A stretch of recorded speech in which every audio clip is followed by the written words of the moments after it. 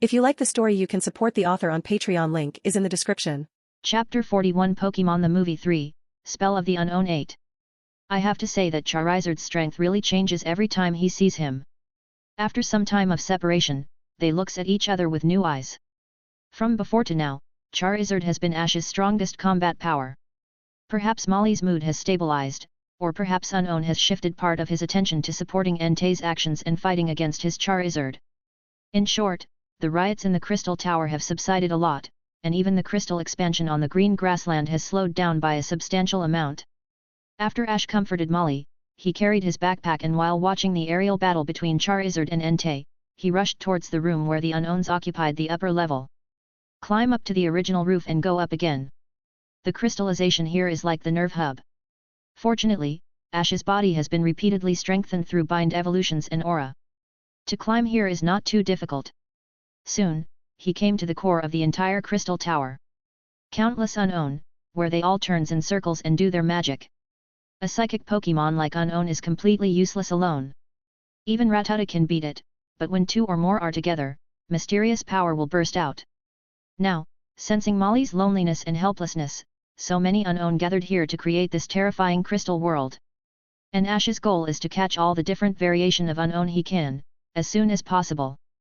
Houndoom, get ready to fight. While Charizard is fighting with Entei on the lower levels, he must catch them quickly. The newly evolved Houndoom is full of momentum. Houndoom, use Feint Attack.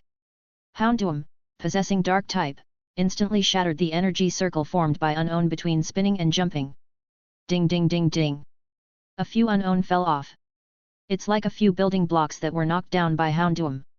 Ash made a quick decision, opened his backpack, activated his psychic, controlled the Pokeballs and threw them. The few Unknowns that were hit by his Houndoom, who had lost their consciousness, was completely useless his balls. The Pokeball did not flicker at all, and it was successfully conquered in one go. He quickly collected the balls that for some reason did not teleport away.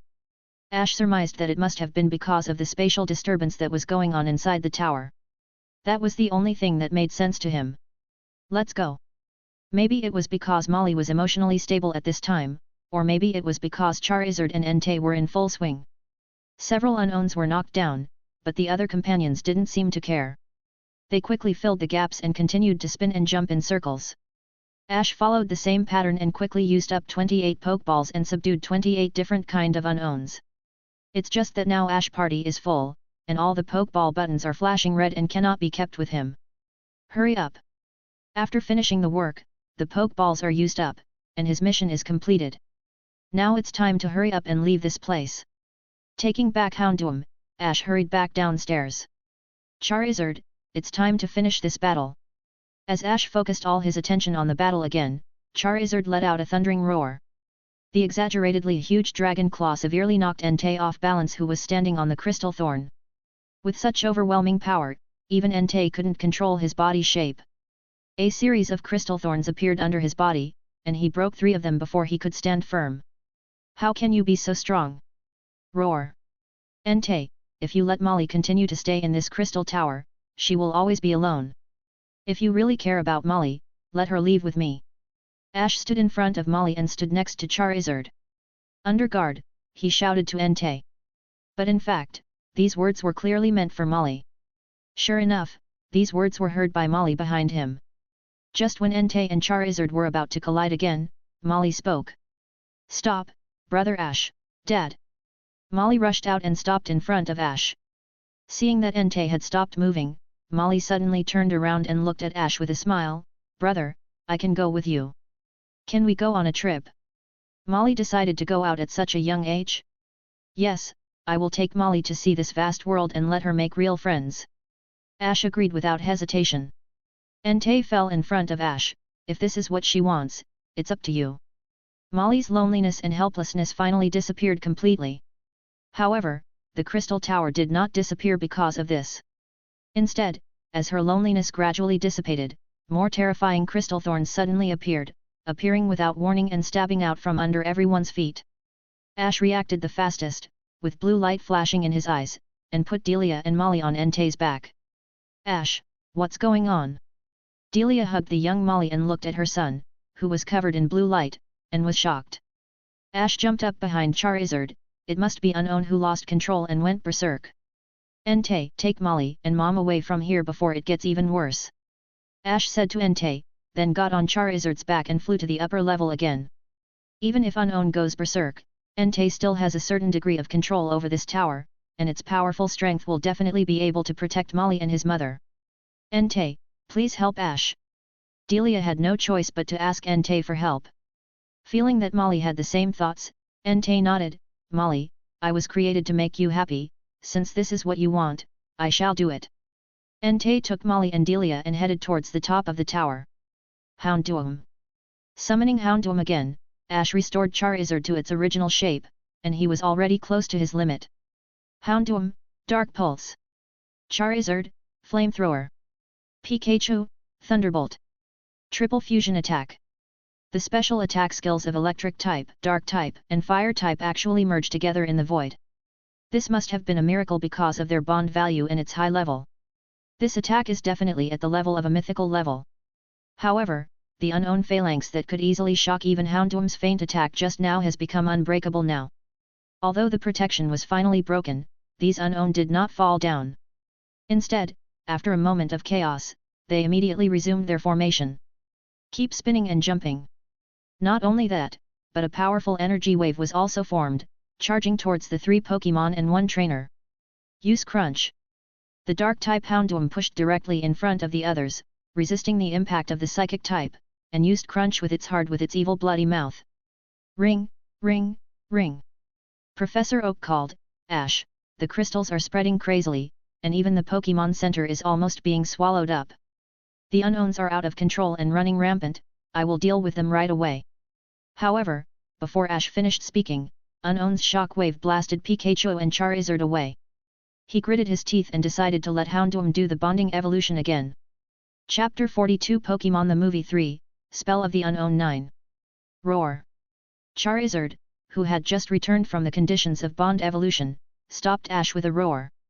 It knows that Ash's mental state is very bad at the moment. After all, this is a battle with a legendary beast. In this short period of time, Ash has already undergone and used 2 bond evolutions. If he forced another one, his trainer would definitely fall into coma again. Charizard then struggled to get up, and used a Dragon Claw stab towards the unknowns. Pikachu didn't dare to fall behind and fired another Thunderbolt at them, but was blown away again by the unknown's psychic waves. Damn it! Ash fell to the ground and gritted his teeth, the out-of-control power of these Pokémons is really terrifying.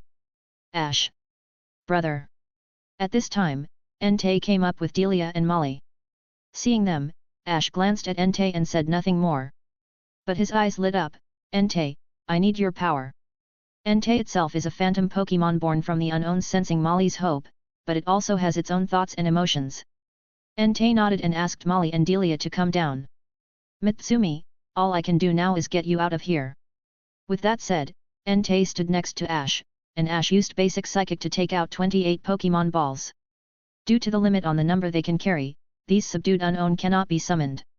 Now the only way to get them out is releasing them. Boom. Boom.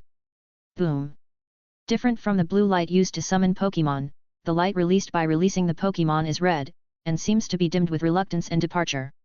28 unknowns were released, but they still surrounded Ash. They did not go berserk, but sensed his desire to save these companions. Please. This is Ash's last resort, but it is also the most perfect one. 28 unknown, above Ash's head, come and make a dragon with me on the left and a rainbow on the right. The mysterious power began to appear next to him according to his ideas. It feels a bit like Green Lantern's power. Ash suddenly laughed, and a white light flashed all over his body. He was actually wearing the God of War armor and holding the God of the Sea's trident. Originally, he wanted to get a 3-pointed 2-edged sword, but he still felt that the trident was more powerful for some reason. Brother Ash, you are so cool. Molly murmured while holding Delia's hand, with little stars in her eyes. Boy, you're too taking her for me. Even Entei couldn't help complaining. What the hell power up is this? Why, are you envious? Ash laughed taunting Entei, then his face turned gloomy. Let's resolve this matter quickly. As he said this, he raised his hands and bent down to make the trident in his hand ready. Houndoom, Dark Pulse. Charizard, Entei, Flamethrower. Pikachu, Thunderbolt. Ash then hurled his own trident at the unknowns. Attacking again, but this time with the force of Ash's trident, the god of the seas. The trident penetrated unknown's protective layer first, and then it penetrated the rest like a bamboo, but it did not penetrate all the layers, but stayed in the middle. Then, the attacks of 4 Pokémon came, all hitting the trident. Boom! The shock caused by the strong explosion finally shook away the circled unknowns. Without the power of unity, all these unknowns were useless. The spread of the crystal tower finally stopped, and then slowly converged, revealing the original vibrant scene of the green grassland. The unknowns seemed to have regained consciousness. A space crack appeared in the sky at the top of the tower, and all the unknowns got in one after another. That's their world. However, the 28 unknown that were tamed and released by Ash were always around him. Ash was still wearing the crystal-like armor, shining brightly and majestically under the sunlight. Molly was the first to pounce on him. "Brother Ash, you are so cool." Ash patted her head gently and asked her to face Entei, who was beginning to regain his original crystalline form. "Molly, say goodbye to Entei." "Dad."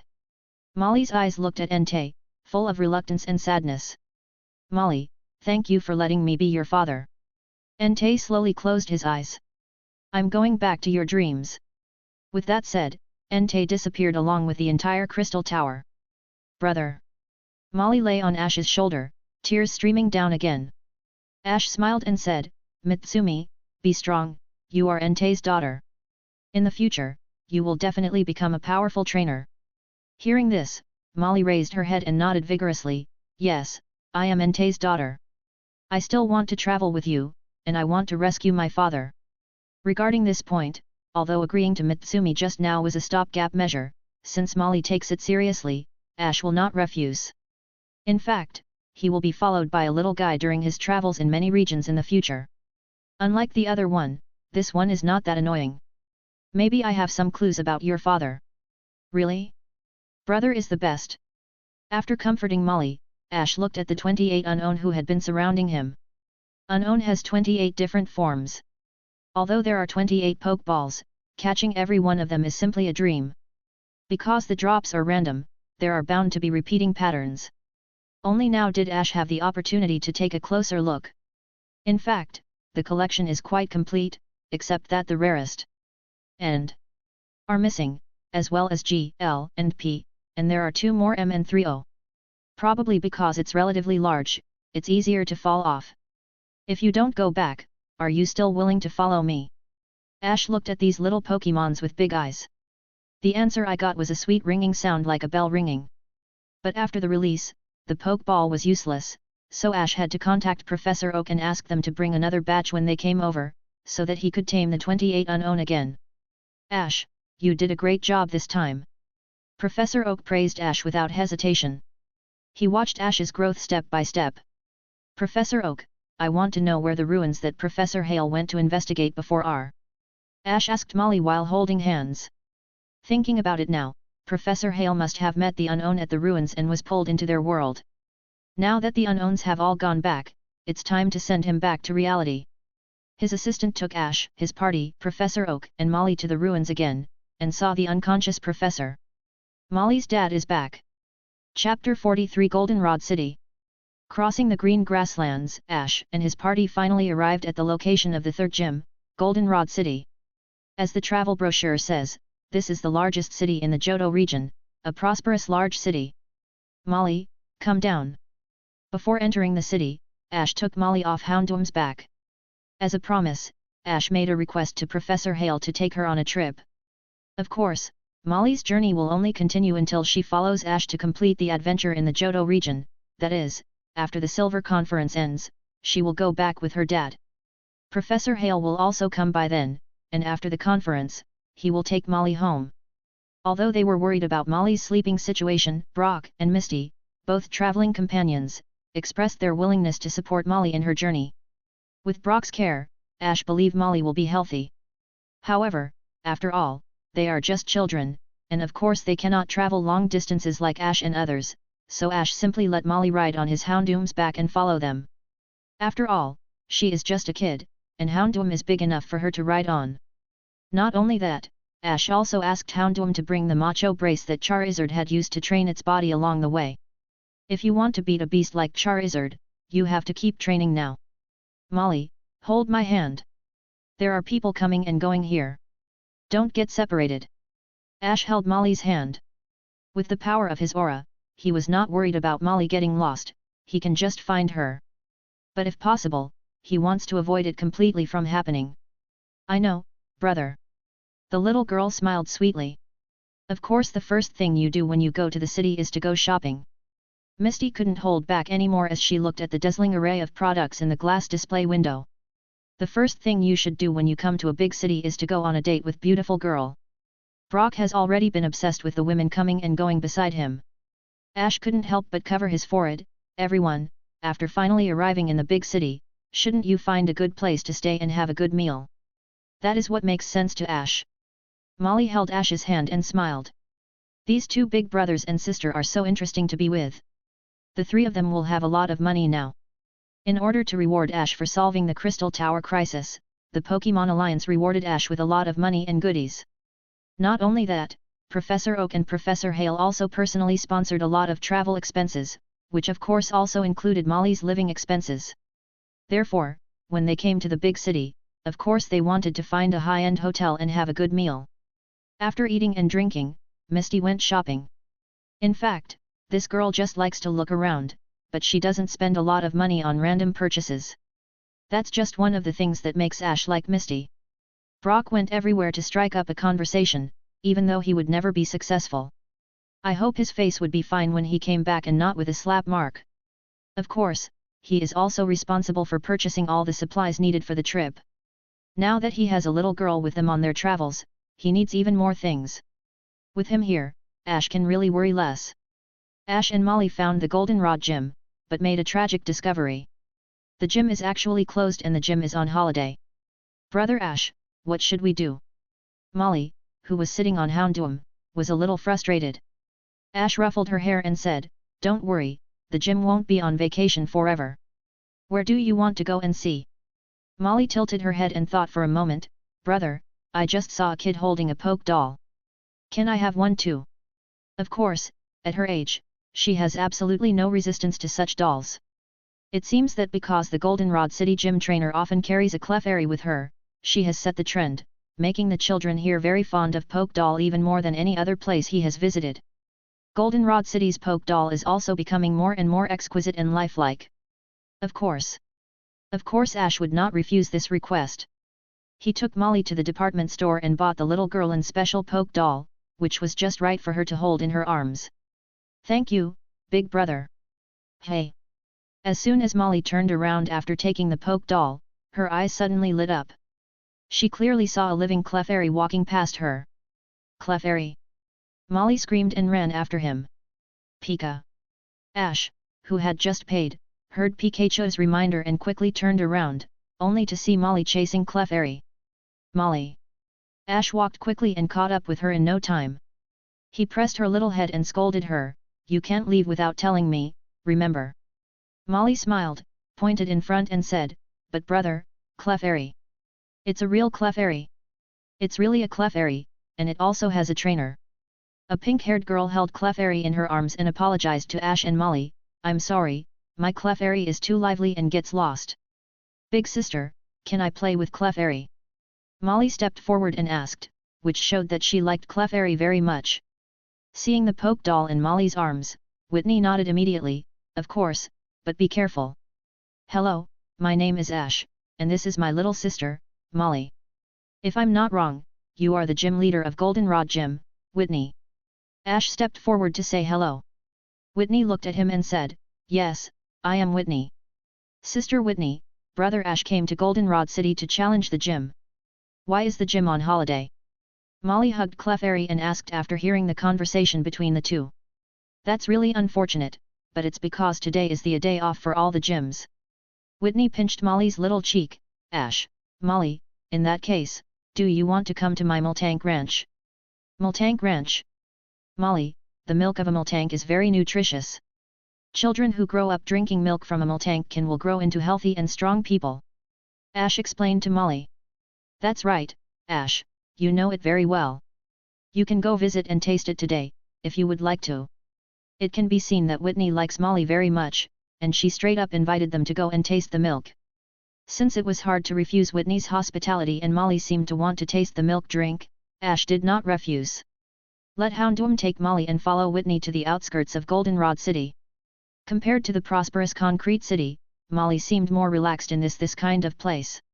Is this Miltank? It's so cute.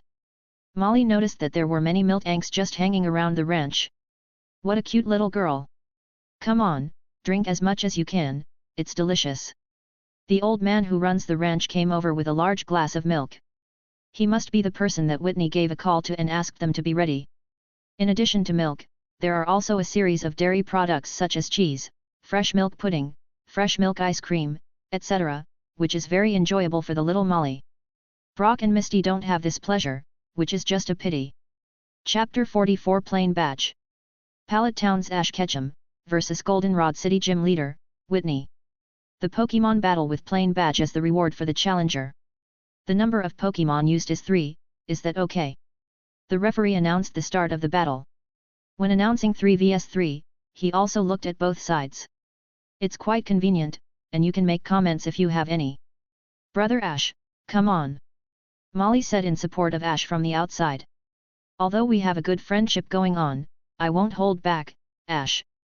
After getting along with each other yesterday, Ash and Whitney established a good friendship where they can call each other friends, mainly because Whitney likes Molly too much. When he returned to the hotel last night, Ash brought some milk and cheese for Brock and Misty, which also received praise from them. Brock also planned to buy some cheese before leaving to use as cooking ingredients during the journey. Hearing what Whitney said, Ash responded, of course, I wish I could have it. So, the battle begins. The referee stated. As usual, the gym trainer attacks first, Nidorina first, let's go. The Goldenrod Gym is a normal type gym, but Whitney sent Nidorina, which is a poison type. But these had no impact on Ash at all. The battle is yours to take, Quilava. The Pokémon around Ash now, in addition to Pikachu and Snorlax, are Quilava, Bayleaf, and Heracross, who has been kept by Professor Oak for a long time. Finally, there is Houndoom, who is used as a mount for Molly. Professor Oak now has many more research subjects, including his Noctowl, who is very clever and has a special color, and the 28 unknowns that Ash has caught not long ago. Nidorina, use Poison Jab. Quilava, Flamethrower. The Pillar of Fire not only swallowed Nidorina's Poison Jab, but also burned Nidorina. With just one move, Nidorina has lost her ability to fight. Nidorina was instantly defeated as soon as she came up, but Whitney's expression did not change at all. After taking back Nidorina, Whitney turned to Clefairy beside her. Clefairy, use your metronome. Clefairy just came to Quilava, stretched out her little finger and started wagging it from side to side. This unique move metronome is very interesting move. You can never predict what kind of special move it will unleash. It is a phantom-like ultimate move. If it is a water-type special attack, such as the high-pressured hydro pump, appears, Quilava will definitely be heavily damaged. Ash didn't direct Quilava to counterattack, but just waited quietly for Clefairy to activate her metronome. The result is obvious. If luck is better, Ash will definitely crush Whitney. The metronome that I waited a long time to activate turned out to be nothing more than a splashing water jump that wouldn't do anything. Whitney couldn't help but be a little disappointed, but Ash just smiled funnily. Quilava, use Flamethrower again. The flames engulfed Clefairy again. Things may seem a little too smooth, but that's just the way it is. Ash discovered yesterday that Whitney seems to be putting all her energy into her trump card. After defeating her first 2 Pokémon, the gym battle truly begins. Come back, Quilava. Ash took back Quilava, and sure enough, Whitney's last Pokémon was her Miltank. Ash, can you beat my strongest Pokémon? Obviously, Whitney is very confident in her Miltank. It's up to you, Heracross. Heracross, 160/255. The hero of the Heracross still has a certain gap in bonding value, but its compatibility towards Ash is very high. Ash believes that as they get along and fight, they will soon be able to use bind evolutions. It turns out to be Heracross. Whitney was very confident in her Miltank's secret skills, and didn't care no matter what kind of Pokémon came to challenge her. Miltank, roll out. It's roll out. Ash saw it in the pasture yesterday. Whitney directed Miltank to use the slope of the pasture to exercise its rollout. Sure enough, this rollout is very strong and fast. Moreover, this is a skill that becomes more powerful the longer it is maintained. Get away. Facing the Miltank coming with rollout, Ash just ordered Heracross to run away from it. In this way, rollout's power is getting stronger and stronger. Ash. Seeing Ash avoid the attack so easily, Whitney suddenly understood, Ash, you are deliberately making me strengthen the power of rollout. Hera. Feeling Heracross's fighting spirit, Ash smiled slightly but did not answer. Then here we go. Whitney gritted her teeth and ordered Miltank to attack again. This Miltank is indeed well trained and can freely control the attack route in its rollout form. After receiving the order, it attacks Heracross again. Finally, Heracross assumed a defensive stance. Ash's eyes lit up. Heracross, block it. Boom. Miltank hit Heracross hard. Ash believed that if it were a normal Pokémon, it would have been knocked out instantly. But this Heracross, he is the true Hercules. Moreover, it has the fighting type, and it has a restraint on the normal typing. How can it be? Whitney really couldn't imagine the scene in front of her. Miltank, which had always been invincible in front of her opponent, was actually forced to stop by this Heracross. Lift it up. The huge insect horns lifted Miltank and threw it into the air. It landed with a crash and the ground cracked into pieces. That's so powerful. Whitney became nervous. Miltank, are you okay? But now it's too late for her to do anything. Focus Punch. The fighting type move, Focus Punch, took away Miltank's fighting ability in one fell swoop. Miltank lost the ability to fight and Heracross won, so the winner is Ash from Pallet Town. Ash won easily in this battle. It can be said that Heracross perfectly restrained Whitney's trump card. Awesome, Bug Brother won. Molly was the first to cheer loudly in the audience. Whitney put away the Miltank and handed the plain badge to Ash. I lost to you, Ash, please accept this. By the way, Ash, there will be an bug catching contest held tomorrow at the National Park on the outskirts of Goldenrod City. You can attend it if you would like. Whitney suggested, we should go to Ecruteak City next, right? Bug catching contest. When Misty heard this, her hair stood on end. Bug-type Pokémon was what she was most afraid of. But Ash was very interested. Of course I want to participate. It just so happens that I have a Pokémon there that I want to catch. Chapter 45 Bug Catching Contest. Catch the bugs. Catch the bugs. The two girls in the group, Molly and Misty, had completely different reactions. Molly cheered on Houndoom's back all the way to the national park, while Misty was scared out of her mind and made her look even cuter. She seems to like this kind of activity. Ash, the bug Pokémon you mentioned is Scyther, right? Brock Ash very well and said. Hearing this, Ash nodded, yes, the two Scizor we met before are both cool, strong, and they fit my fighting style very well.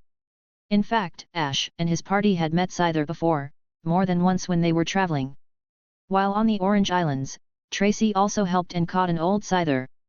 But unfortunately, the previous Ash was not able to catch one because he was a knucklehead. Now that he has traveled in this world, of course the current Ash wants to train a cool-looking Scizor. Think about it, when Scizor evolves, it will no longer be the angular mechanical mega evolution. How cool and awesome will that be? Ash only has the system shop. No matter how precious and rare the items are, it is just a matter of paying a few more of his hard-earned points. He could totally catch a Scyther here and have it evolve into a Scizor later. Brother Ash, can I go in with you in the competition? Molly asked, holding Ash's hand. Then let's ask the staff about this.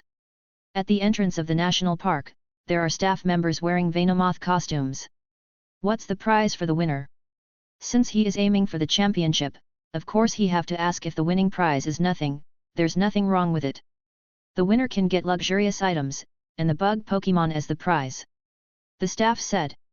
In other words, if you win, you can take home the captured bug Pokémon. The perfect prize for Ash here. I want to sign up for the bug catching contest.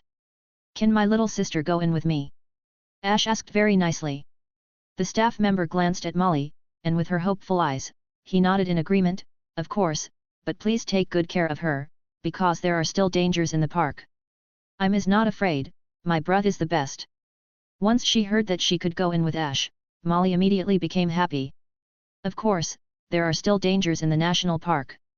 If nothing else, the group of Beedrill alone is enough to scare most of the trainers participating in this contest. While leading Molly in line to register, Ash and his party met an old acquaintance. Casey, the rookie trainer who once battled against Ash at the beginning of his journeys. Ash, Misty, Brock, long time no see. Are you going to attend the bug catching contest? Me too.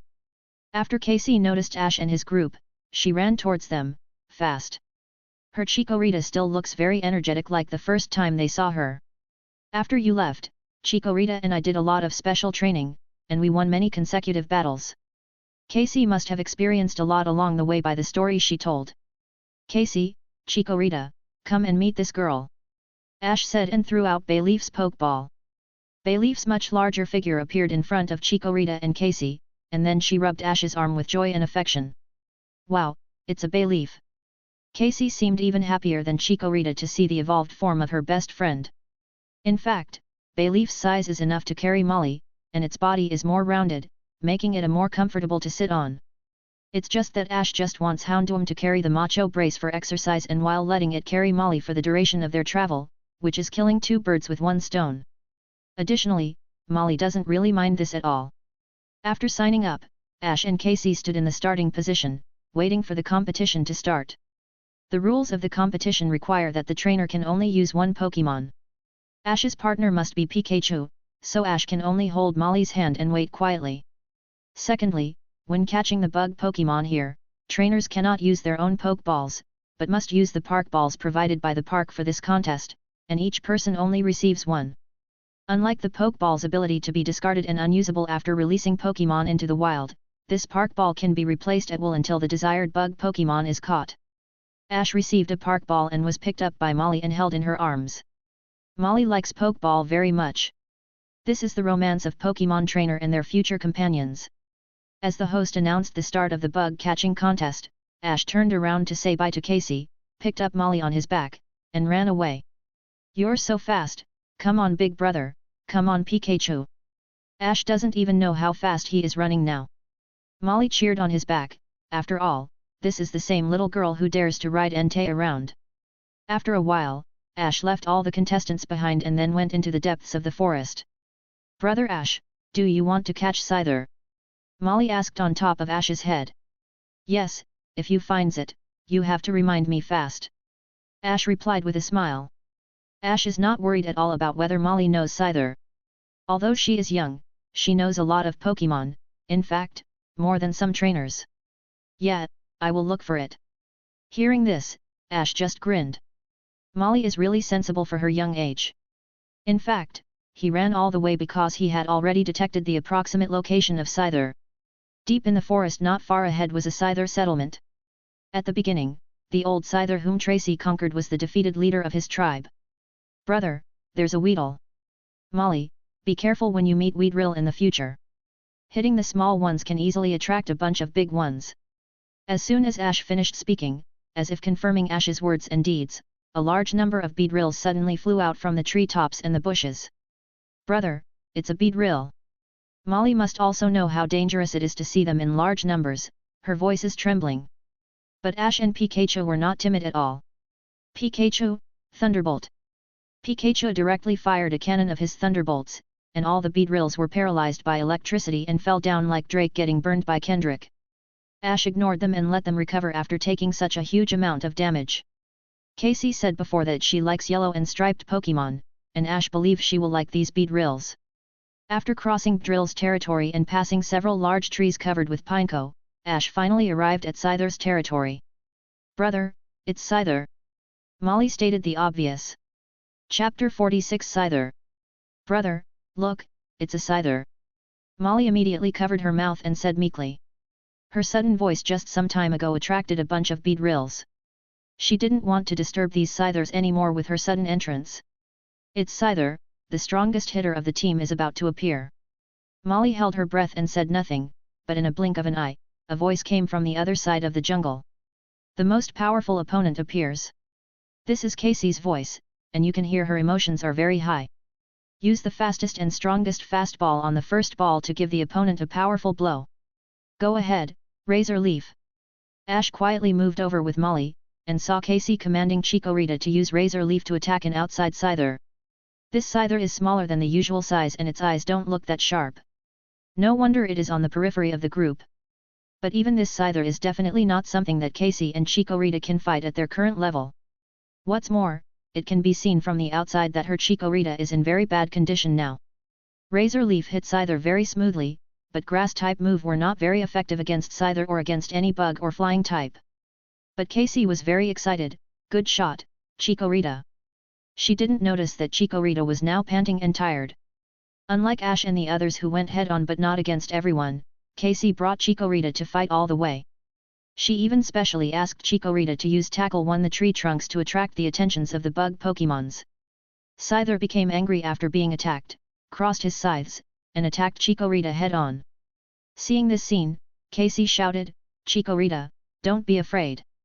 If you are afraid, you will lose." However, the exhausted Chikorita was instantly knocked away by Scyther. The bug type's attack was extremely effective against her. "Chikorita, come on. You're just out of the game, show your fighting spirit." After hearing Casey's words, Chikorita stood up again. Second ball, hit the ball right in the center, Razor Leaf. The second Razor Leaf had no power or accuracy. Scyther swung his double scythes, there was a green energy covering all the flying slashes, and with the flying slashes hit Chikorita. "It's hitting the pitcher, hurry up and avoid it," Casey also exclaimed at this time. But at this time, Chikorita no longer had the physical strength to move, and was knocked away by the Scyther's attack. "Brother, that Chikorita is too tired to move," Molly said softly to Ash while watching the battle from further away. Yes, even Molly can see the fact, why doesn't Casey notice it? Even the previous Ash would have seen it.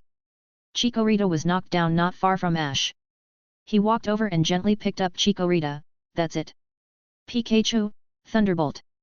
Pikachu's Thunderbolt easily defeated the Scyther, and it returned to the group with its body burnt on the outside and tender on the inside. Ash ignored it and came to Casey with Chikorita in his arms. "Ash, what are you doing?" Casey's battle was interrupted. Of course, she was unhappy and glared at Ash angrily. Ash has grown a lot in height now. He was originally less than half a head shorter than Misty, but now he is almost as tall as her. Casey could only raise her head and neck to glare at the taller Ash. Ash stretched out his finger and poked her forehead. "Take a good look at Chikorita." He sent Chikorita back to Casey's arms. Just now, Casey asked Chikorita to follow her so that she could start fighting at any time. At this time, holding Chikorita in her arms, Casey felt that something was wrong with Chikorita. "Chikorita, why are you breathing so hard? Are you okay, Chikorita?" Ignoring what Casey could comprehend, Ash turned around and carried Molly behind him again. "Standard operation, hit the small one and the big one will come out." Ash smiled confidently and took Pikachu back to the depths of the jungle. In that direction, 3 huge Scythers were also coming towards them. When the two parties met, even Entei's daughter was frightened and grabbed Ash's pant tightly. The Scyther in the middle is 1.8 meters tall and extremely strong, with a cold light flashing on both of his scythes. Even the 2 Scythers next to it are very powerful, much stronger than the one that he just beat up. The 3 Scythers standing together seem to be blowing sharp whines. However, Ash pointed the park ball at the strongest one in the middle. "Scyther, let's battle, if I win you will come with me and if I lose, your choice." Pikachu. Pikachu's cheeks sparkled with lightning, full of fighting intent. The Scyther accepted the challenge he bestowed. He turned around and called the 2 Scythers behind him a few times, then walked towards Ash and Pikachu with his 2 scythes ready for the battle. "Come on Pikachu." Molly put her chin on Ash's head and found a comfortable position to watch the upcoming battle. Facing the Bug-type and Flying-type Scyther, Pikachu has a type advantage. Moreover, although Scyther's blade-like wings allow it to fly, it is rare to actually see Scyther flying in the air because the wings are both quite weak and frail. "Pikachu, quick attack." After receiving the order, Pikachu suddenly appeared in front of Scyther. Scyther's reaction was also very fast. At that moment, he crossed his hands and blocked Pikachu's quick attack. The next attack, like showing why he is the leader, comes towards Pikachu with full force. This Scyther's combat awareness is terrifyingly high, and it will launch lightning-fast attacks when it seizes the opportunity. His time in the wild must have made him more aware of his opponents and use full force from the very beginning. Iron Tail. Shining with a metallic tone, Pikachu's tail collided with Scyther's blades, and Pikachu was launched into the air by the force, and so was Scyther. Scyther quickly adjusted his body and was about to catch up when Ash's order was issued in an instant. Thunderbolt. Now Pikachu is a true warrior, very reliable in both long range and close combat. The galloping thunder was barely avoided by Scyther. After the two collided again, Pikachu landed smoothly and regained his strength. It's a very good one at that. Ash was extremely satisfied with this Scyther. It will become a powerful Scizor under him. Come on Pikachu! Molly cheered on top of Ash's head, cheering for Pikachu to win it. As soon as she finished speaking, Scyther's figure suddenly disappeared in front of everyone. Agility. Ash commented seeing Scyther using this move. Ash frowned and his whole body flashed with blue light. Pikachu, left, Iron Tail. Pikachu didn't hesitate at all, Iron Tail struck towards his left side almost subconsciously. Ding! Sure enough, it was the sound of two heavy objects clashing. Scyther's figure paused at that position, and another one of his scythe was about to strike at Pikachu from the front. Pikachu only has one tail, so he can't block that. Thunderbolt, again. Pikachu was knocked away and bounced up on the ground. Before Scyther had time to react, Thunder had already arrived and he has all toasted and charred. Go, Park Ball. The Park Ball seems to be particularly effective against bug-type Pokémon, and Scyther was subdued in one go. Great, we got a Scyther. Molly cheered, stealing Ash and Pikachu's original way of celebrating a new catch. This Scyther leader was obviously enough for Ash to win the bug-catching contest. Not only did he get the Scyther, but he also got a half-year cheese, of all things. Cheese made from milk from a Miltank is a good thing, and it's perfect for his and the group's diet. Pikachu, 230/255. Chapter 47 Ruins of Alph. Just take Macho Brace with you while you are in the lab. After capturing Scyther, Ash decided to teleport Houndoom to Professor Oak for some time. Not only that, he also sent Quilava back with Houndoom to train with him and get used to harder battles while being there. Training communication with the same typings will be more efficient than if another Pokémon of a different type trains it. Now Ash lets Houndoom take Quilava, while Slowpoke and Wartortle take Totodile to train alongside them. Occasionally when passing by the Pokémon Center in the forest, Ash will teleport Totodile back for training for a period of time. The Pokémon around Ash now are Pikachu, Snorlax, Heracross, Scyther, Bayleaf, and the special shiny Noctowl. Now Bayleaf is the one carrying Molly on the trip, for now. The two girls get along very well, and they start chatting about each other in no time. Bayleaf, look, what a wide river. Molly pointed to the road ahead and cheered. It's quite rare to see such a wide river out of the blue. Ordinarily, there should be a bridge nearby for the crossing of the people. The group of people looked around and only found a bridge under construction. But no real bridge to use. Excuse me, is there any other bridge here? This bridge is under construction, and it is obviously impossible to cross it, so they have to ask about other bridges. However, the workers replied that all the bridges here had been washed away by the floods due to the previous heavy rain, and work was being stepped up to re-erect the bridges. It won't be completed until the next month. Look, the current is not fast right now. How about I let Snorlax take us to swim there? Ash suggested while holding Snorlax's Pokeball. His Snorlax is very flexible for his species and of his size and weight. Not only is he agile, he can also swim, and he can do butterfly stroke, the very best Snorlax. That sounds like a bad idea. Misty was a little worried. Crossing the river on a Snorlax? Yes, yes. Molly looked very excited by hearing and thinking about that. Now it's decided. Ash threw Snorlax's Pokeball, and it was really awake right now. After this period of training and feeding, Snorlax has grown in size and become much more powerful. Not only the system food that Ash exchanged, but also the large can of cheese, Ash also took a lot of it as snacks and fed it to it, finally increasing its bond value to 225/255. Snorlax, please. With such a high bond value, Snorlax nodded very obediently and jumped into the river. It actually used a backstroke posture, exposing its round belly to the water, and slowly paddling the water with its two strong arms. Oh my god, it can actually do the backstroke. Misty was once again shocked by Ash's Snorlax. She just thought Snorlax was unreliable just now. This completely changed her outlook of him. My Snorlax is not normal by any sense of the way, Misty, you should know this by now. Ash looked at Misty and smiled slightly. Boys and girls, let's go.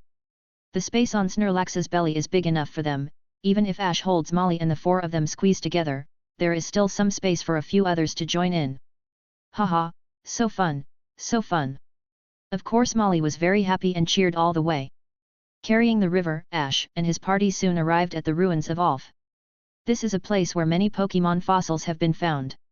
Many researchers are currently mining here, and mysterious Pokémon fossils are still emerging on the rock walls. When traveling in the Kanto region, Ash and his team discovered the remains of Pokémon fossils. That was the Grampa Canyon. Not only were fossils found, but also a ferocious Aerodactyl also appeared from the depths of the canyon, and Ash was captured as soon as he came out with its talon. At that time, Charmeleon suddenly evolved into Charizard, soared into the air, and rescued Ash. Look, Molly, this is the fossil of an Aerodactyl. Ash introduced to Molly while looking at the fossils on the rock wall. Yeah, I saw it in the drawing book my dad gave me. Molly nodded. Ash, you have really made a lot of progress in your journey and knowledge. At this moment, a familiar voice sounded from behind everyone, with deep satisfaction and pride in it. Professor Oak. Grandpa Oak. Molly called out sweetly. Professor Oak is the teacher of her father, Professor Hale, who loves her very much. She always call him Grandpa. Professor Oak rubbed her head. Molly, is it hard to travel with Ash? Molly quickly shook her head. Not at all. Brother Ash is amazing. Yesterday we swam across the river in top of Big Brother's Snorlax. It was so amazing. Molly said with stars in her eyes.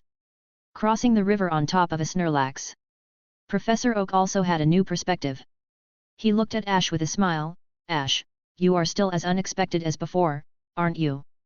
Ash just smiled but said nothing. Now that Professor Oak is here, Ash and his party must follow him to visit the ruins of Alf. If they hadn't met Professor Oak, maybe they would have just traveled through this place in a hurry. Moreover, Professor Oak is coming here, and it seems like he has something good going on here. Professor, you said there is something you want us to see, right? Ash and his group asked as they followed Professor Oak toward the laboratory at the exit of the ruins. My student is here. He said he made an amazing discovery. He asked me to take the time to come over no matter what happens. Emotions were showing on Professor Oak's face and they couldn't be hidden.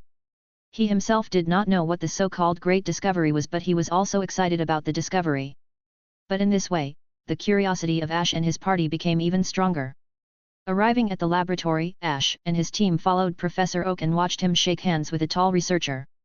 It's been such a long time, Foster. This researcher is called Foster. He once took Professor Oak's course at Celadon University, so he is considered his student. Professor Oak, who are these kids? You said there was an amazing discovery, so I just took them to see it. For Ash, Professor Oak took care of him as if he were his grandson. But Foster panicked, pulled Professor Oak aside, and said mysteriously, Professor Oak, if this matter is published, it will cause a big disturbance in the academic world. That's why I secretly called you to show it. He said in a not-so-loud voice. Don't be like that. Ash is just the best young man I have ever seen. Letting them expand their knowledge of Pokémon is also the only way to become a good Pokémon trainer. Professor Oak said that Ash and the others can rest assured and be trusted. When it comes to loving Pokémon, not even Professor Oak can match Ash's love towards Pokémon as a whole. Since Professor Oak has said so, Mr. Foster can no longer refuse. Okay, let's make an exception this time. Chapter 48 Ancient Pokémons. Mr. Foster's research topic is about the ancient history of Pokémon and just fossils in general. Moreover, he proposed a theory of the origin of ocean Pokémon. He believed that the origin of all life was in the sea. Your big discovery, is it a new water Pokémon? After hearing Mr. Foster introduce her research, Misty suddenly rushed towards him with her starry eyes. As an absolute fanatic of water-type Pokémon, how could she not be excited when hearing such a theory about this? Misty, who just got pulled back by Ash and Brock, and she quickly apologized to Foster for her sudden outburst. As the group chatted like this, they came to an iron gate with big red crosses painted on it. Then, now I will lead you to the world 2 million years ago. Foster pressed the fingerprint recognition, the iron door opened, and a cool breeze blew out. Rare trees, rare grass, and then suddenly an Aerodactyl jumped out. Ash likes Aerodactyl very much, it is cool, very strong, and has a mega evolution, so he must capture one if he ever has the chance to do so. However, the one in front of him is not the real Aerodactyl at all. This is Aerodactyl based on the latest data on ancient Pokémon and the most advanced animatronic technology we currently have in the research lab over here. Foster introduced. It sounds quite high-end. But it wasn't alive. So, Ash still lacked interest in it, but Molly was extremely happy about seeing this kind of things. This is like an amusement park for her. And it's still an amusement park that hasn't opened to others yet. This is the Ancient Pokémon Park, an entertainment and academic space that recreates the living environment of ancient Pokémons. Since it takes a lot of time to adjust the system over here, it is not open to the public just yet. Molly hugged Ash's thigh. That's awesome, brother Ash, it's so much fun here. Wow, there's also a volcano over there. As she was talking, the virtual volcano erupted in front of everyone. Foster proudly introduced, I said I wanted to recreate that environment. The ancient continent was affected by frequent volcanic activities, and the lands at that time sometimes sank or emerged from the sea. Such changes have had a huge impact on the evolution of life. Ash continued. After saying that, he felt Professor Oak pat his shoulder and nodded in approval. Molly ran to Mr. Foster again. Uncle Foster, besides Aerodactyl, are there any other ancient Pokémon here? Just one Aerodactyl is not enough for it to be considered an actual park for people to visit. Looking at her excited little face and her bright eyes, he knelt down and said, then let's take you to see the most important and biggest discovery here. With that said, Foster led everyone to a small pond. Strangely, the rocks here were all glowing. This is glowing moss. Professor Oak revealed the mystery of the stone's glow at a glance. Foster went on to introduce, there were many such things on the seaside in ancient times. We know this from fossil analysis. Molly shook Mr. Foster's trouser leg. Uncle, is this your big discovery? She looked a little down. The glowing stone is indeed very important for research, but it cannot satisfy Molly's strong curiosity and her childlike brain. Foster looked at her and smiled and said, Molly, don't be impatient. As long as you stand here, the big discovery will appear by itself. Is that so? Molly turned around and ran to Ash's side, staring blankly at the water. Nanny. Ash's aura seemed to have discovered something inside the pool just now, and then he showed a look of surprise. It turned out to be those little guys. Soon, everyone noticed that something seemed to be approaching the water. Everyone, set your sight on the complete replica of the coast 2 million years ago. Just as the water droplets were about to emerge from the water, Foster seemed to be acting as a narration and announcer for their upcoming appearance. You have to look carefully. As soon as Foster finished speaking, the figure under the water finally appeared. The Pokémon looks like a large snail, carrying a huge spiral-patterned shell with blue tentacles extending from it. Omenet's big eyes look cute, but the evolved Omastar is different. The eyes look a little scary, and the mouth becomes a cross shape, making it look particularly ferocious. It's Omenet and Omastar. Professor Oak said their names. It looks like it's real. Of course Misty also saw them before and was shocked to see them here. Brother Ash, Omenet is so cute. Molly had already ran over happily to the front. At this time, the Omenets had already boarded the beach. Professor Oak suddenly felt something was wrong. Ash, stop Molly quickly, these Omenet are. Professor Oak suddenly screamed, and the little girl hurriedly stepped forward. If she was attacked, it would be a big deal. But it was too late, Molly had already squatted down in front of an Omenet, and her soft little fingers went to touch the Omenet's soft blue tentacles. With the wet touch, Molly suddenly understood that this was actually alive.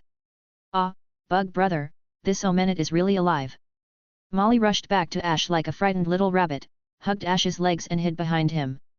Don't be afraid Molly, didn't you say that this Omenet cute? Ash comforted her with a smile. Looking at the Omenet in front of him, Professor Oak slowly walked forward and stretched out his hand to touch their tentacles, feeling excited in his heart about all this. I never thought that I could do this. I didn't expect to encounter real ancient Pokémon here. The reason why I started studying Pokémon was because I saw the fossil of an Omenet. The shells I saw in the museum had very beautiful spiral patterns. Seeing them was like meeting an old friend who I had not seen in such a long time. Foster, where did you find these Omenet and Master? Professor Oak also realized the seriousness of the matter. These real living fossils, in the eyes of some greedy people, are like walking gold. However, even Foster didn't know it. They were already here before he noticed it. Ash's body flashed with light. He looked at Foster with a serious face and said, "Mr. Foster, there is a whole world that has survived for 2 million years underground here. I suggest that this artificial pond be closed immediately and measures be taken to close and stop all this immediately before someone notices this and causes chaos." Ash. Misty has never heard Ash say something so solemnly, and she has never seen Ash with such a serious expression. While Ash was talking, no one noticed that there were several more Omenets around them. This time, Foster also believed what Ash said. Under this artificial lake and the water source deep in the back mountain, there lives the Omenet clan, which has been multiplying for 2 million years. Ash, you have really grown up. Professor Oak looked at Ash with eyes full of pride. Let these researchers handle this. Since she wants to protect these Omenet, Misty, as a water-type Pokémon trainer, has no intention of subduing an Omenet. But she doesn't care, keeping it secret is the best way to protect these Omenets who have no real connection with the outside world. Chapter 49 Suicune. After leaving the whole fiasco with the fossil Pokémons, Ash and the group decided to leave Professor Oak and continue their journey. There are really too many forests in Johto Region. But as a grass-type Pokémon, Bayleaf was very happy to see this. She sang songs and lullabies with Molly all the way and looked very happy doing so. But the sky in the forest suddenly became overcast, and it started to rain heavily for no reason that he could find. Ash looked at the dark clouds rising in the sky and frowned. What's going on? It was just a sunny day just now. Misty complained all the way, and the group found a big tree with a dense benches and leaves to take temporary shelter from the rain.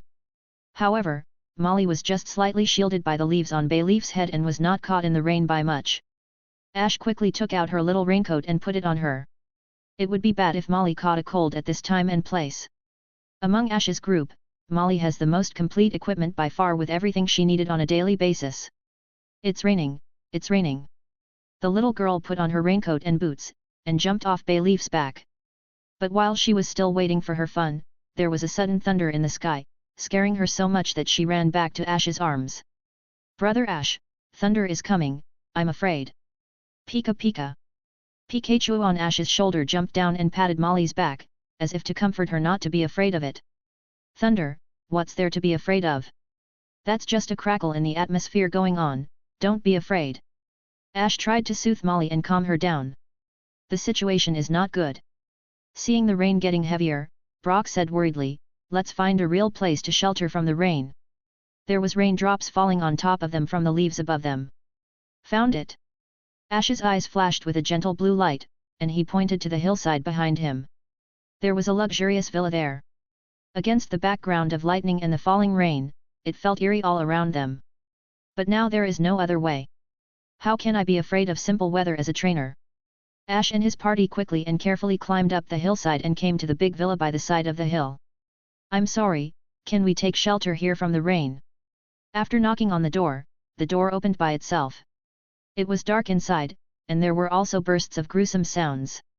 Ash and his group rushed over following the sound, opened the door, and what they saw was not the murder scene they imagined.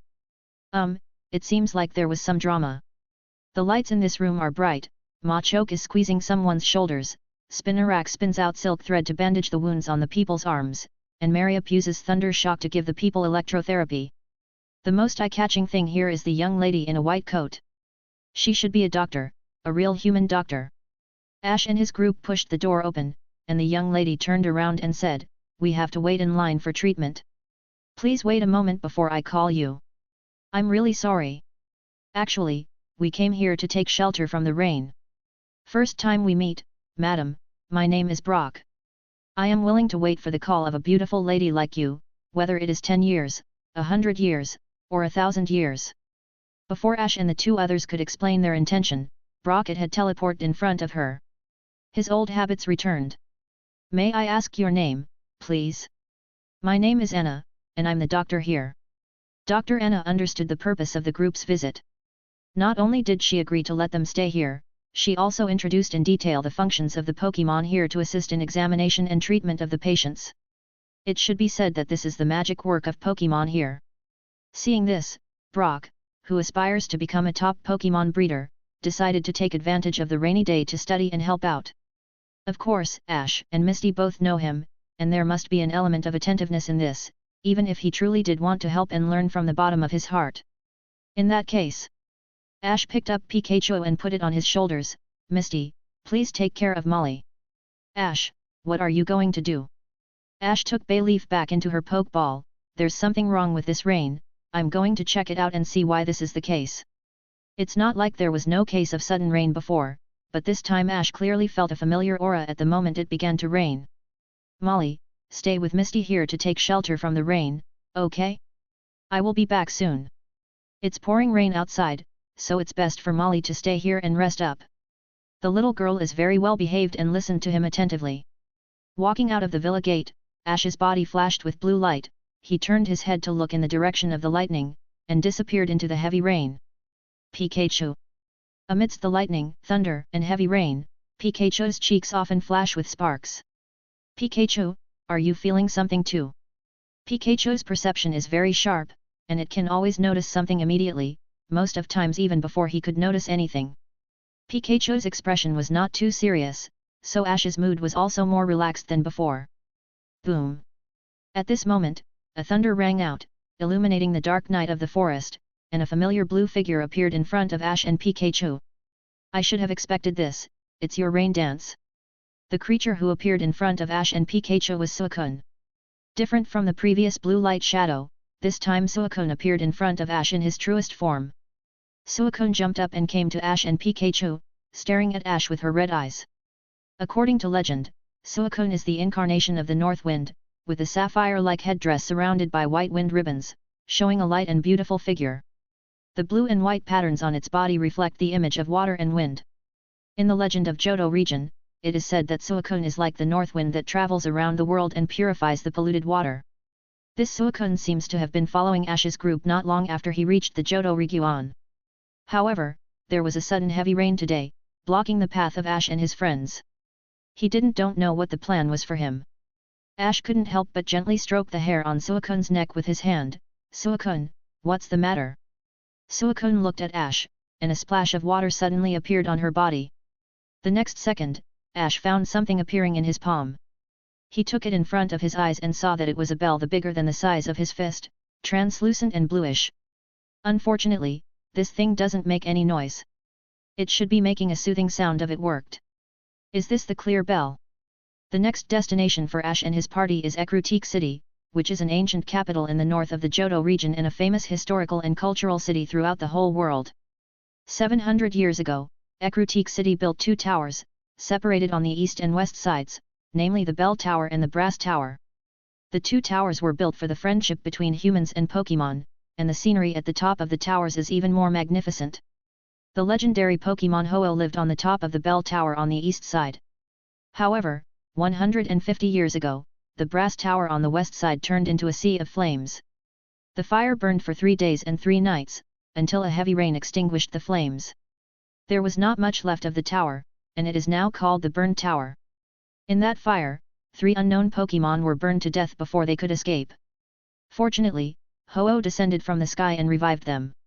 This is how the 3 legendary beasts Suicune, Entei, and Raikou were born.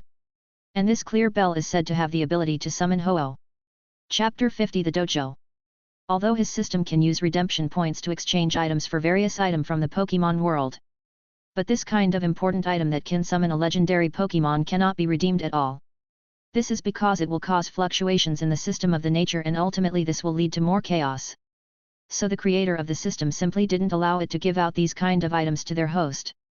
At least that's what the system told him. When ASG put the clear bells away, Suicune had disappeared, and even the rain stopped.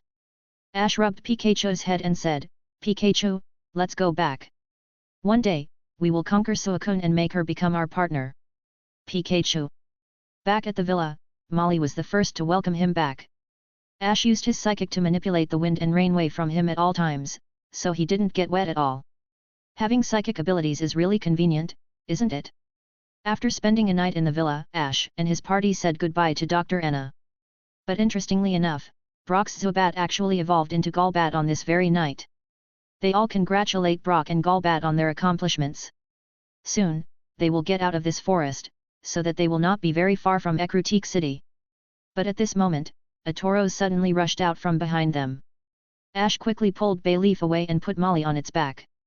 Being hit by Tauros would be terrible for anybody. No, hey, look. Misty noticed that on the mountain road where Tauros was heading, there was an old man walking slowly. Tauros is very fast and can knock the old man away in the blink of an eye. Bayleaf. Come on. Ash put Molly down, called to Bayleaf, took a shortcut and slid down the slope, standing next to the old man in quick succession. Noticing that the old man actually took out a Pokeball from his arms and was about to face the attacking Tauros, Ash smiled slightly and said, "Old man, give the young people a chance to show their might." With that said, Ash pointed at Tauros. Bayleaf, use Vine Whip. Bayleaf's Vine Whip wrapped around Tauros' horns and then threw it to the ground. Beautiful fighting skills. That's natural. Bayleaf is now the focus of Ash's attention. Molly rides Bayleaf to travel every day and Ash conducts special training whenever he has time with her. Bayleaf is very happy every day to be able to be with her beloved trainer. Now Bayleaf's bond value has exceeded 200. Before evolving, it will increase very slowly. But Ash believed that after completing her final evolution, her bond evolution should be completed soon. Little guy, be quiet. Seeing that Tauros was still struggling, Ash ordered with a smile, use sleep powder. Tauros just simply fell asleep after Bayleaf used this move. Big brother. Misty and Brock caught up with the running Molly, and Tauros' trainer also caught up with the rest of their group. After thanking him repeatedly, Tauros was taken back its Pokeball for resting and recovering. It turns out that this Tauros was stabbed by a beedrill in the forest and was frightened. This was a trivial matter, insignificant to Ash, but the old man behind him seemed to appreciate it and walked towards Ash. Little brother, your Bayleaf is very well trained and is very healthy. I like it very much. Please come with me to my humble abode. To put it simply, Ash and his party seem to have encountered a plot similar to Muramasa again. In a similar forest, I came to a private dojo. A big dojo at that. The sound of 1, 2, 1, 2 came from it. What is this sound? The old man had a bitter look on his face. It's my granddaughter Chigusa who is doing useless training. My home is a dojo that specializes in training fighting-type Pokémons. It is a sect with a long tradition, the Genzo-ryu. Genzo-ryu Pokémon Dojo. Pushing through the door, you can indeed see many fighting-type Pokémon training with their trainers, such as Machop, Mankey, Hitmonchan, and all that. In terms of their strength, they cannot compare with Muramasa's previous dojo, and the number of people is much smaller, which makes Ash no longer want to abuse them to get some extra points. But based on the principle that no matter how small a mosquito is, it is still flesh. Sunza, art of food, Ash decided to challenge this Genzo-ryu dojo. The person training with these young trainers was a girl who looked to be the same age as Ash. The Pokemon beside her was a Hitmontop. He has smooth kicking skills like he was dancing during all this, and Hitmonchan and Hitmonlee are all evolutions of the Pokemon, Tyrogue. However, looking at the way this girl is training now, it looks like she is doing radio gymnastics, and she does it in the motion of 1-2-1-2. At this time, Chigusa clapped his hands and said, "Everyone, pay attention to maintaining the beautiful postures of kicking and punching, and don't forget to follow the rhythm." Humph! A cold snort came from Genzo. Fighting skills are not for show and how they are attractive. Chigusa showed everyone Hitmontop's signature move, triple kick, waved goodbye to the trainers, and they went back to their respective houses. Genzo then walked over. "Grandpa, who are these people?" As a result, the old man actually said, "I finally found my heir." He patted Ash on the shoulder. The meaning is obvious, let Ash inherit this Genzo-ryu dojo. By the way, if I want to inherit the dojo, should I marry your granddaughter? Ash wanted to think. Of course Ash would not have such thoughts, he would not be stopped by a dojo. But he was not in a hurry to raise objections. The old man's hands were like iron hoops and he was squeezing his shoulders, obviously asking him to cooperate with his plans. Sure enough, Chigusa became anxious. "Grandpa, are you so opposed to letting me inherit your dojo that you found an outsider? With your talent, you can't succeed me at all. Your so-called dance is just an ordinary fighting style, not our style that emphasizes actual combat in the field." The old man was really merciless when he spoke. He keeps hitting the nail on the head. Nonsense. My fighting skills are also very useful in actual combat. After saying that she had no proof, the girl was anxious to prove herself, so she directly targeted Ash, the heir chosen by her grandfather. Since you want to be the heir to our dojo, you must defeat my Pokémon first. Take out your fighting type Pokémon. Ash really just happy to have a fighting type Pokémon with him. I won't refuse a fight that comes to me, so come on. It's up to you, Heracross. Heracross, 185/255. This is a bug and fighting type Pokémon.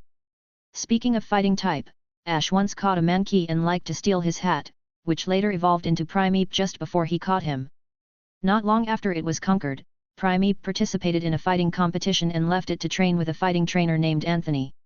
This Primeape was not released, nor was it exchanged. It was just entrusted to Anthony. In fact, it was still Ash's Pokémon in name and heart.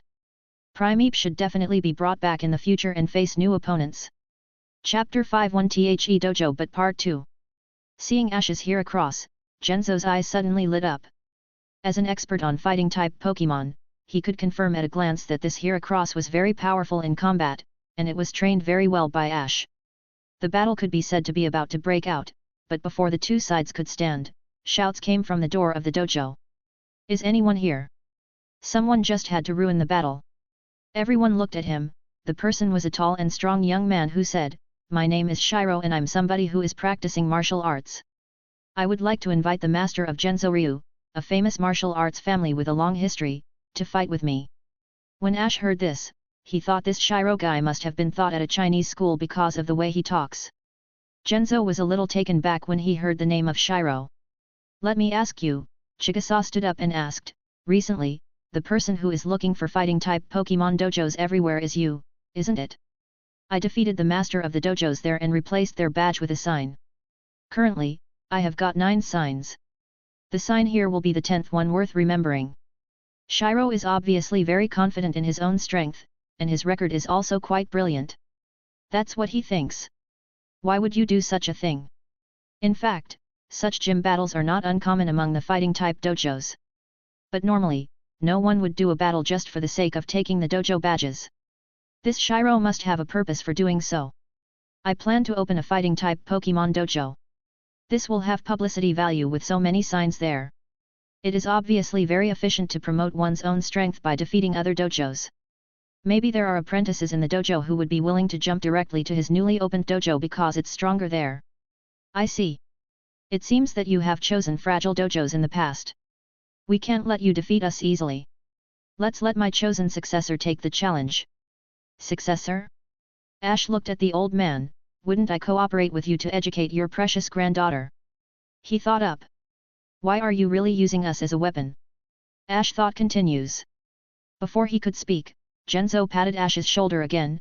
"Asg, as long as you inherit the Genzo style, I am willing to betroth my granddaughter to you." "Grandfather!" Chigusa suddenly exclaimed from next to him. Whether it was anger or embarrassment, both could work. "What?" Misty stomped on the ground and stood in front of Ash and the Genzo. "Ash will not inherit your dojo style, he is the man who wants to become a Pokémon Master. He can't be here wasting his time." "That's right." Molly sat on Bayleaf with a dissatisfied look on her face, and even Bayleaf was protesting against this.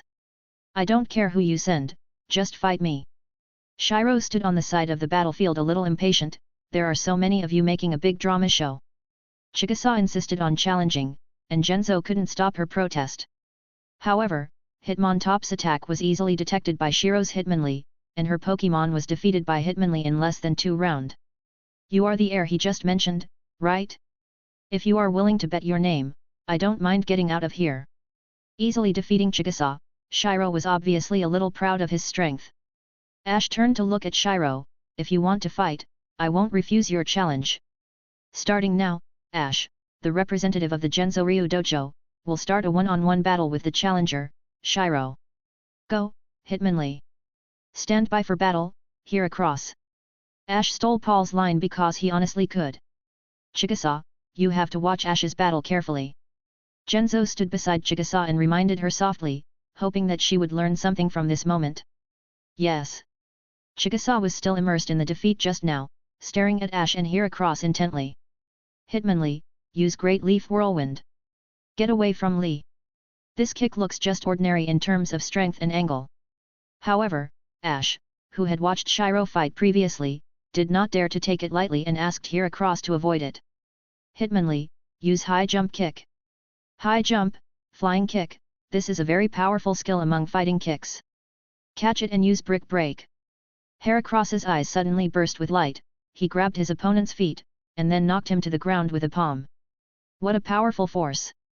In terms of strength, even 10 of his Hitmonlee would not be the arrival of this Heracross.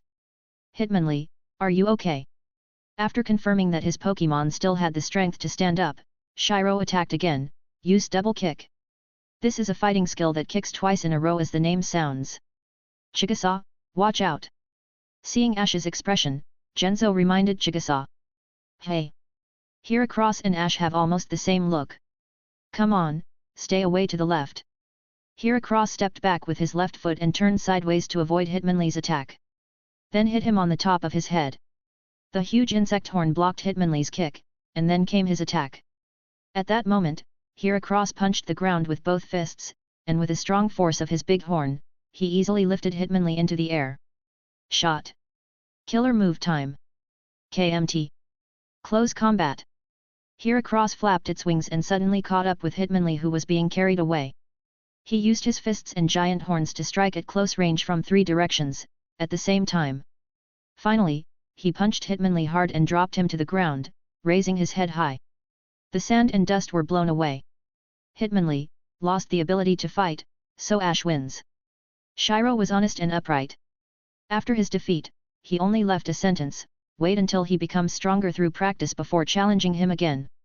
Ash didn't even notice that stars appeared in the eyes of a girl who had been staring at him. I saw the right person, Ash, you are really powerful.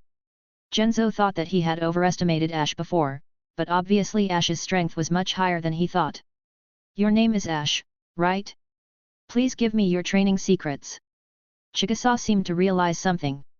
Then call me Master. Ash patted Heracross. He also planned to clean up the dojo, get some exchange points, and increase Heracross's bond value. Master. Ash turned around and ignored Chigusa, and asked Genzo, old man, you owe me a favor. If I help you train your granddaughter, it will be 2. Aren't you interested in inheriting my Genzo Ryu dojo and my granddaughter? Genzo was obviously very optimistic about Ash, but he quickly figured it out. Ash, what do you want? I want Heracross to battle your Pokémon once, and then I have some newly captured Pokémon, and I hope to battle your disciples as well to get some training done. On this day, Chigusa understood how to fight, and her attitude towards Ash became very respectful. She will accept training from her grandfather, and then challenge Ash when she becomes stronger. Ash once again received more than 1,000 exchange points, and Heracross's bond value reached 200/255. In short, he is very satisfied and happy. Chapter 52 Shitty Person. Ash swept through more than 1,000 points exchange points at the Genzo Ryu dojo. While the group was enjoying the afternoon sunshine and letting their Pokémon relax and play by the water, he quickly checked the system mall. Of course you have to spend the points, otherwise it will be useless. But with only over 1,000 points, it is obviously impossible to exchange for another ability like Psychic and Aura. And for now, Ash's Aura power and Psychic are still more than enough, and there is no need for another ability. Abilities is something that should be more about quality than quantity. Therefore, it is better to look for some practical items at the moment. If it were another trainer, they would definitely give priority to redeeming the Mega Evolution Stone and Keystone. But Ash is different. He has the system with him to help with extra evolution. Once the bonding value between him and Pokémon reaches the peak value, he can carry out bond evolutions beyond evolution without the need for Mega Evolution Stones at all. By the way, it seems that there is a rare item that is exclusive to Pikachu. The light ball needs an exchange value of 1,000 exchange points. When Pikachu carries it, it will increase the physical attack and special attack, and the power of the offensive moves will be doubled.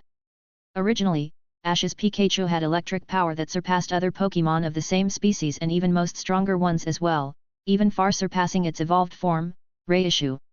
What kind of powers will he now show thanks to the new light ball? If you want to know, just get it.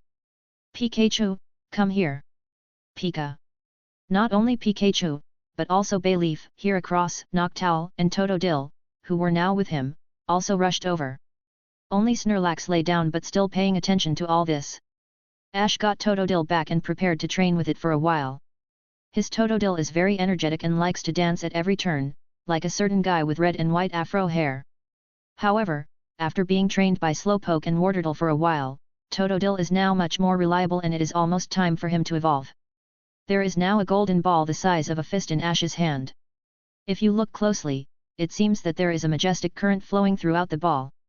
Obviously, Pikachu recognized this ball in his heart, and his eyes widened immediately as if feeling some sort of connection to it. Brother, what kind of ball is this? It looks so beautiful. Molly stretched out her little finger and poked the light ball. This is called a light ball, Pikachu, this is yours from now on. Ash didn't tempt Pikachu, so he handed the light ball to Pikachu. Who knows how, but Pikachu stuffed the light ball into his stomach casually like he did with Groudon's red orb. It wasn't even from the mouth, it was pushed in directly from the stomach, and it frightened Ash a lot. For example, the Macho Brace is also a carrying item for Pokémon, but it will deform and be bound to the Pokémon. Of course, this is the Macho Brace produced by the system, and the effect is amazing. Furthermore, for the Mega Evolution Stone, you need to make a holder to wear on Pokémon, such as a necklace, a metal color or something along the lines. But this light ball exclusive to Pikachu can be directly integrated into its body. Of course, Ash doesn't know what other light balls are like and has no chance to see them for now. Pokémon is really a magical thing. Hey, Pikachu, what's wrong with you? Where's that beautiful ball? Molly crouched down in a hurry to look at Pikachu. Spark was coming out of Pikachu's body. Pikachu, who was fused with the light ball, had uncontrollable flashes of electric sparks on his cheeks. The already powerful electricity was once again strengthened, and it was somewhat beyond Pikachu's control. Ash shook his head, looks like we need to do some special training again to control this new power. Poliwhirl, don't run too far. On the other side, Misty was playing with her water Pokémon. When Ash had just caught Totodile, he gave Misty a water stone. This was a very high-quality water stone that he exchanged from the System Mall as a gift for her. Misty did not let the newly evolved Poliwhirl L evolve again, but let her most trusted general, Staryu, evolve into a Starmie. What the? Only then did Misty notice that a stronger and larger version of her Poliwhirl suddenly appeared next to her Poliwhirl. This was the evolved version of Politics using the water stone, Poliwrath. With the fighting type to the water type, Poliwrath is obviously much stronger in size and strength than their pre-evolution form. Before Misty could react, the Poliwrath punched her Poliwhirl into the water like a bully who has nothing to do. Poliwhirl was frightened by it, he jumped out of the water and hid behind Misty. This stupid Poliwrath is really a shitty Pokémon. Who the fuck is its trainer? Misty looked at the Poliwrath angrily wanting to rip it to pieces. Seeing the situation, Ash took back all the Pokémon, put Pikachu back on his shoulders, and came to Misty's side with Brock and Molly. What happened here?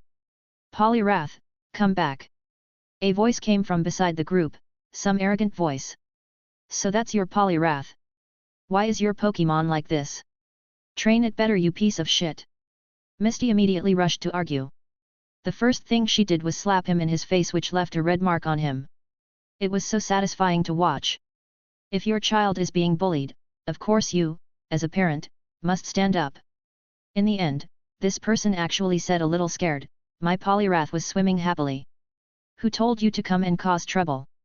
How dare you hit me instead? The dumb guys came here file a complaint first. Ash said they had been staying by the river all afternoon. Ash didn't see anything. The young master named Andreas thought they were easy to bully, it was just beaten by someone just now and all it did is hid behind his owner. Your Pokémon is so useless and weak. That's why your Poliwhirl will never evolve, just because you don't have enough experience or strength. Ash couldn't hold it in anymore after hearing his arrogant shitty tone.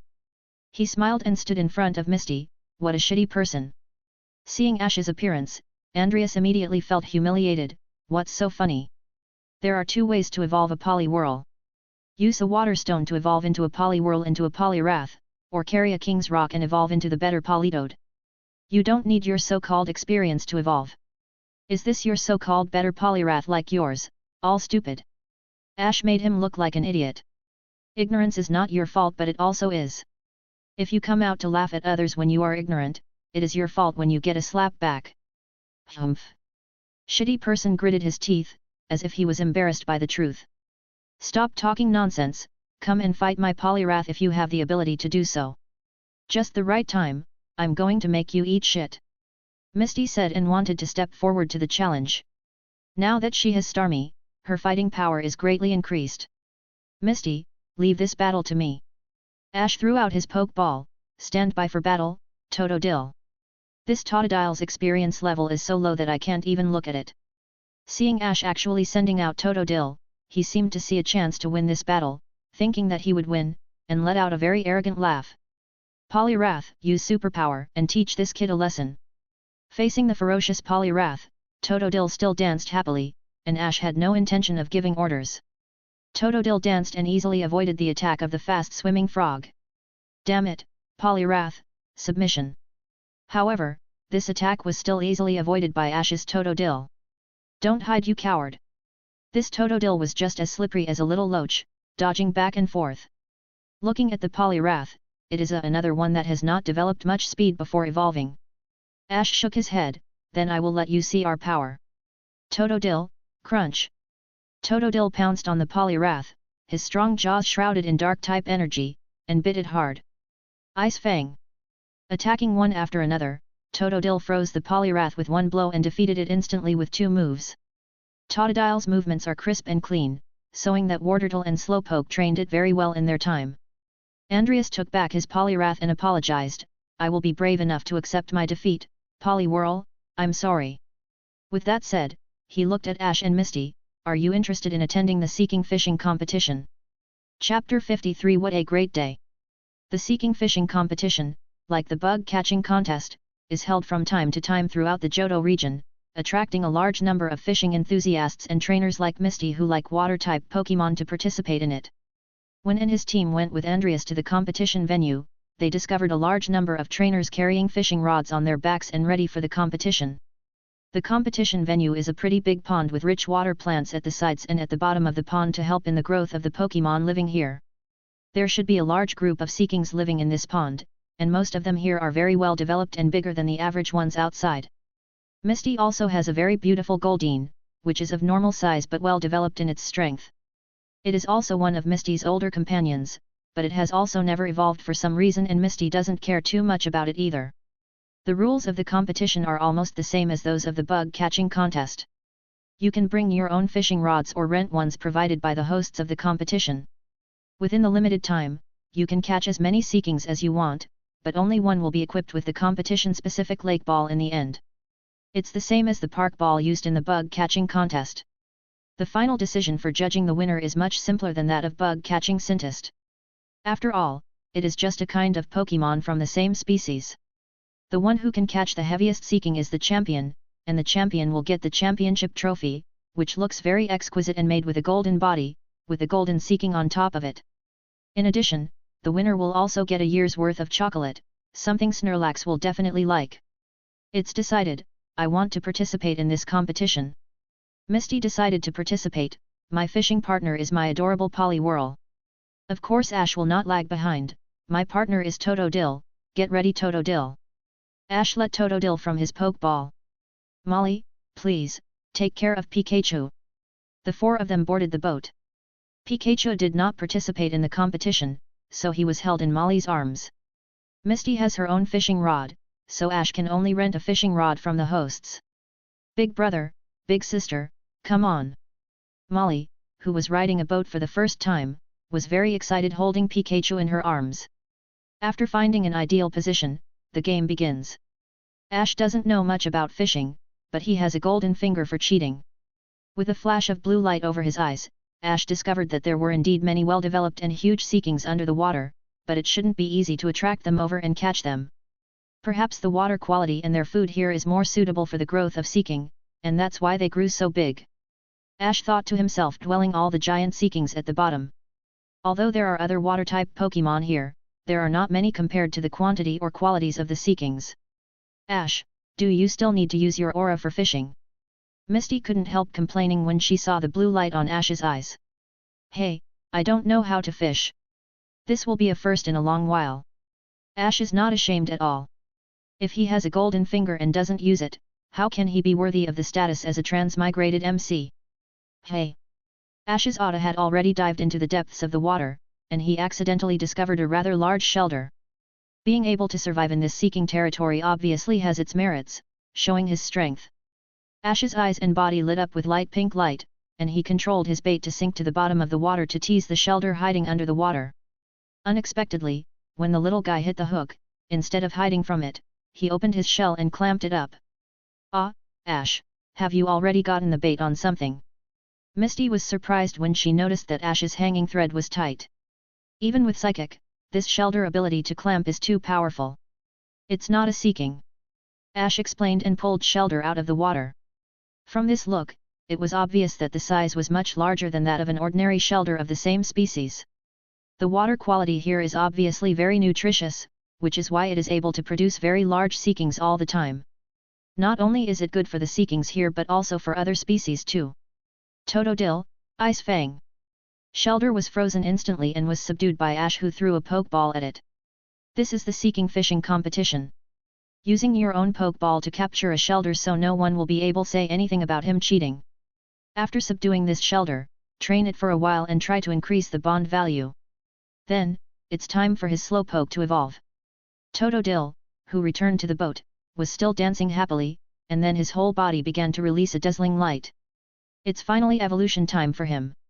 Its body continues to grow stronger and bigger in the light. The evolved Croconaw is much taller and stronger than the previous Totodile. The red spike plates on its head, back and tail make it look even more sinister and menacing to the eyes. After evolving, this Croconaw's character appears to be much calmer and more ferocious. Although it cannot dance anytime and anywhere, it has obviously made great progress in terms of combat power and speed. Well done, Croconaw! Ash praised him, which he enjoyed a lot. At this point, the 3 royal starter families in the Johto region that Ash caught have all completed the first stage of evolution into their second form. Bayleaf, who was the first to be subdued, will probably complete its final evolution sooner than the other 2. With the bond value between her and Ash, maybe she will be able to directly complete the bond evolution just after her evolution. Ash is looking forward to this. So strong and cool. Misty was really jealous looking at Croconaw, but she didn't have the opportunity like Ash to tame a random wild Totodile. Sister Misty, your rod is hooked. Molly noticed that Misty's fishing line was also tightened and shouted quickly. Misty had much more experience in fishing than Ash ever had, and she quickly caught the seeking. It's so big. This seeking must be over 50 kilograms. Poliwhirl, use double slap. Misty's Poliwhirl jumped up and slapped seeking crazily on the head. It was a sad sight to behold. Go ahead, Lake Ball. Misty threw the Lake Ball and took the already confused seeking inside of it. This kind of Pokeball cannot actually be considered a real Pokeball other than containing a Pokemon inside. It cannot be used for battles. It only temporarily contains seeking, so there will be no ding ding ding after catching. This is only temporary for the Pokemon. This was also the case with the Park Ball used at the bug catching conference. Later, the organizer replaced Scyther with a Pokeball before giving it to Ash. Croconaw evolved and he also subdued a shelter. Ash was already more than satisfied with this competition.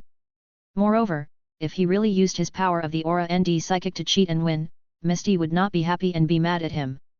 Misty successfully won the Seeking Fishing contest with this big seeking, and got the Seeking trophy and a year's worth of chocolates as the prize. Great, there are so many chocolates to eat. Molly was the happiest. She took the chocolates Misty gave her, opened a pack and put it in her mouth. Sure enough, the candies you get after working hard are the most delicious. It's your sister's hard work, okay Molly. Ash hugged Misty as a congratulatory gift and Misty, like always, blushed but returned it back. Ash and Misty's bond were increasing and everyone but Brock could see it. Ash hugged Molly to Bayleaf, let's go. It's time to continue on the journey. Chapter 54 Slow King. Okay Ash, I just received your Heracross and Croconaw here in the lab. Thank you, Professor Oak, I got Slowpoke here too. After catching the shelter, Ash and his team quickly found a Pokémon Center and contacted Professor Oak to exchange a few of his Pokémon. Holding Slowpoke's Pokeball, Ash was looking for a place to evolve Slowpoke, but found that Brock, who checked his email every day, seemed to have received something good. Brock has a good habit of checking his mailbox every time he passes through a Pokémon Center because of a certain female. Susie sent me an email. Brock's loud voice was very happy. This Susie is Brock's goal, the top Pokémon breeder.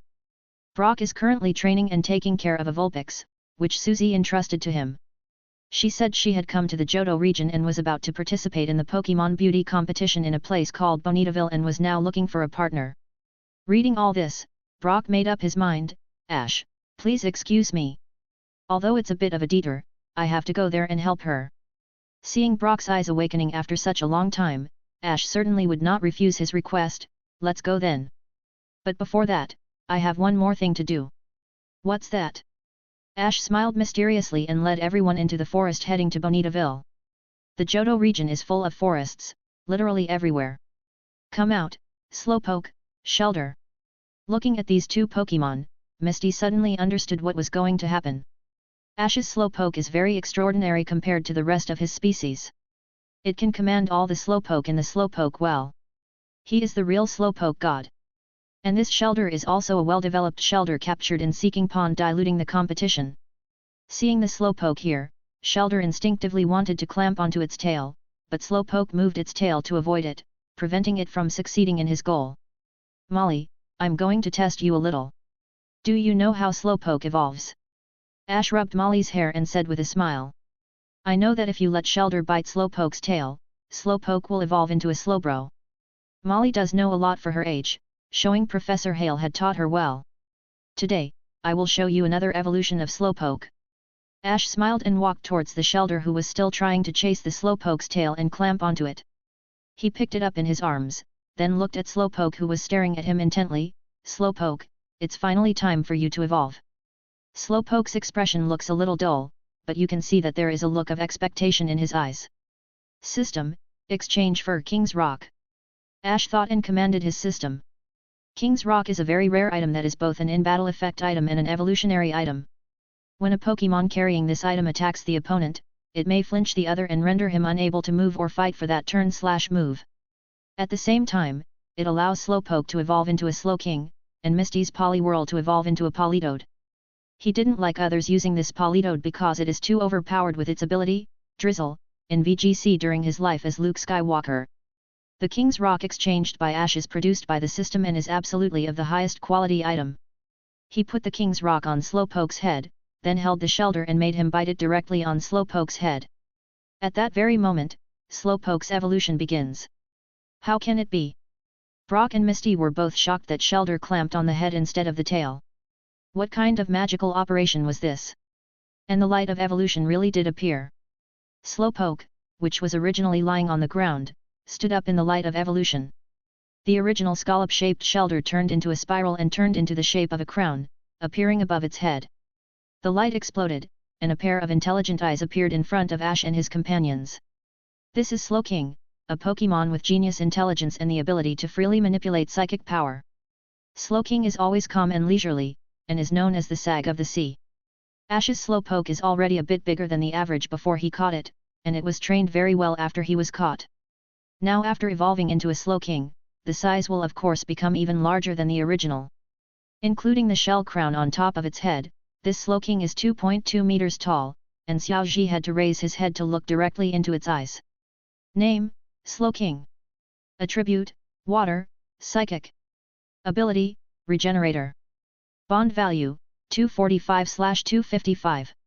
Skills, Heal Pulse, Power Gem, Hidden Power, Yawn, Confusion, Calm Mind, Water Pulse, Psychic, Zen Headbutt, Hydro Pump, Rain Dance, Blizzard, Trick Room. Slowking, pleased to meet you. After evolving, Slowking's compatibility reached the top, and even the bond value was only left at the last 10 points. Thank you, Ash. A voice suddenly appeared in Ash's subconscious mind. The voice was young but very calm and composed. Ash shook his head and looked at Brock, Misty, and Molly beside him, only to find that they were just looking at Slowking in shock and had not yet reacted to anything else. He suddenly realized something and looked at Slowking. Slowking, is that your voice? Telepathy. Ash was sure from the voice was from Slowking but still wanted to make sure of it. But Slowpoke shook his head. I haven't reached that level yet, but I found that there is some kind of magical bond between you and me, which allows us to sense each other's thoughts. Just the trainer and the Pokémon. In other words, Slowpoke can only have such communication with Ash and on others. Slowking, 248/255. Ash, is this Slowking? Brock came to his senses first, but his voice was still trembling from shock. Slowking, so awesome. Molly ran over and came to Ash and Slowking. Slowking looked at her with a calm face, and a blue light shone in his eyes, making Molly stay in the air calmly. Haha, so fun. Slowking, 251/255. Boom. The heartbeat that sounded in Ash's ears and heart this time was steady and powerful. Brock, let's have a battle. Ash extended his invitation for battle. No, I'll do it. Before Brock could take out the Pokeball, Misty snatched his chance away, and she threw Starmie's Pokeball. After completing the evolution, Starmie also has water and psychic attributes. Starmie, use Hydro Pump. This is a very strong water-type special attack, equivalent to the fire-type move, Fire Blast. However, Ash didn't give any orders, and Slowking still had that calm and composed look. It wasn't until Hydro Pump came close that Slowking made his move. The blue light in his wise eyes flashed. This is the advanced version of the move Confusion, Psychic. Psychic formed a solid defense around Slowking, which is clearly Mewtwo's fighting style. Slowking, 253/255. Slowking, let's have some fun too. Trick Room. There was a flash of blue light, and a space the size of a container just enveloped Slowking and Starmie, and then disappeared, as if nothing happened. Misty is a little confused. She doesn't know much about such an unpopular skill. This is the first time she has seen it. Forget it, Starmie, use Swift. Just by looking at the name, you can tell that this skill is very fast, and it is also a move that always hits. Zen Headbutt. However, facing Starmie's Swift, Ash ordered a slower one that required contact. Just when everyone thought that Ash was just going to take over Swift, Slowking's figure suddenly appeared in front of Starmie, and the Zen Headbutt knocked Starmie away. At this very point, the winner was already decided. Then, Slowking, 255/255. Chapter 55. It happened. Slowking was teleported back to Professor Oak Laboratory again by Ash. Ash, this kid has been teleporting Pokémon very frequently recently. Professor Oak murmured with satisfaction, went to the backyard and threw Slowking's Pokeball out. Then, a burst of light broke out. Slowking looked completely straight, almost looking too cool when he looked at it. Professor Oak, whose eyes were shining brightly, shook his head slightly. He turned around and walked slowly towards the lab backyard. Professor Oak came back to his senses and was about to contact Ash, but got the news that Ash was going to meet someone in Bonitaville, so he just left a message for him, asking the nurse Joy in Bonitaville to contact him after seeing Ash. Now that Slowking is in the backyard, there are plenty of opportunities to study it. Wartortle. Slowking found Wartortle first. Both were of the water type and he also had the best friendship with Wartortle, just for the new team.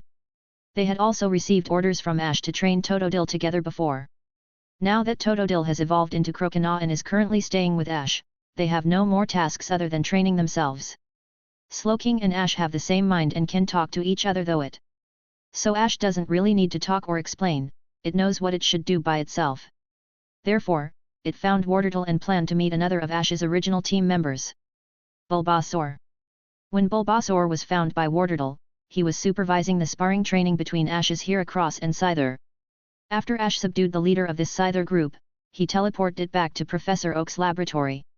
As soon as he sees Heracross pass by, he will fight him anytime and anywhere.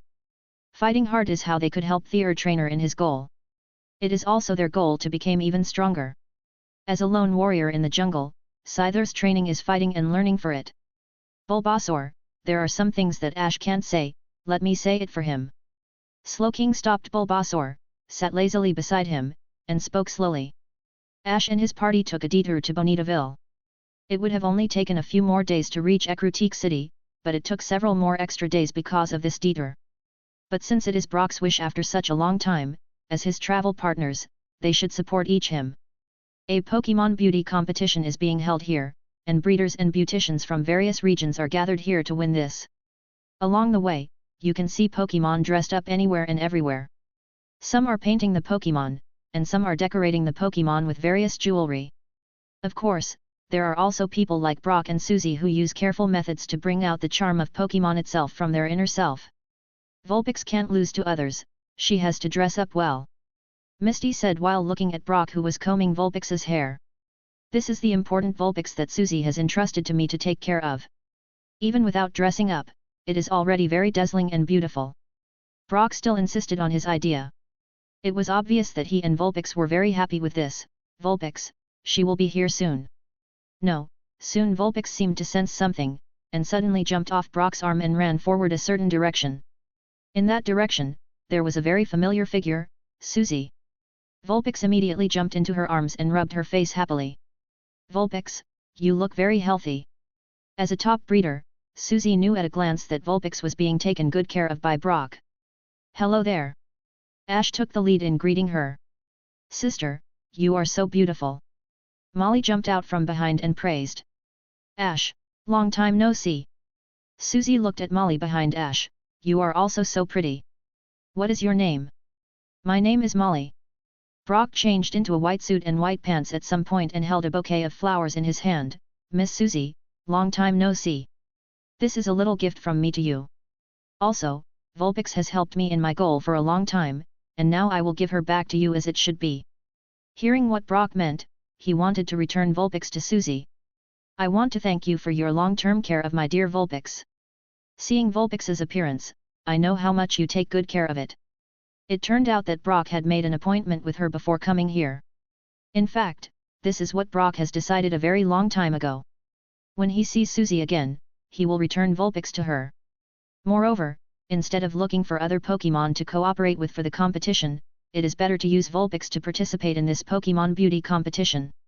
Seeing this, Ash also decided to contact Anthony another day to see when he could get his Primeape back. That's a good fighting Pokémon too. Ash doesn't have many fighting type Pokémon, but in fact his fighting style is very consistent with the fighting type. He believed that after his Primeape comes back, with only a small amount of training and running in, it may complete the bonding evolution and become another trump card for his future battles. Now that she decided to use Vulpix to participate in the competition, Susie invited Brock to participate with her and she successfully won the championship with his help. She decided to settle down temporarily and open a store again like she did in the Scissor Street. After that, Ash and his group decided to say goodbye and continue on their journey to Ecruteak City. Hey, Professor Oak, were you looking for me? Back at the Pokémon Center, Nurse Joy found Ash and said that Professor Oak had told her to tell him to call him. Ash, tell me clearly, did you evolve this Slowking with your Slowpoke?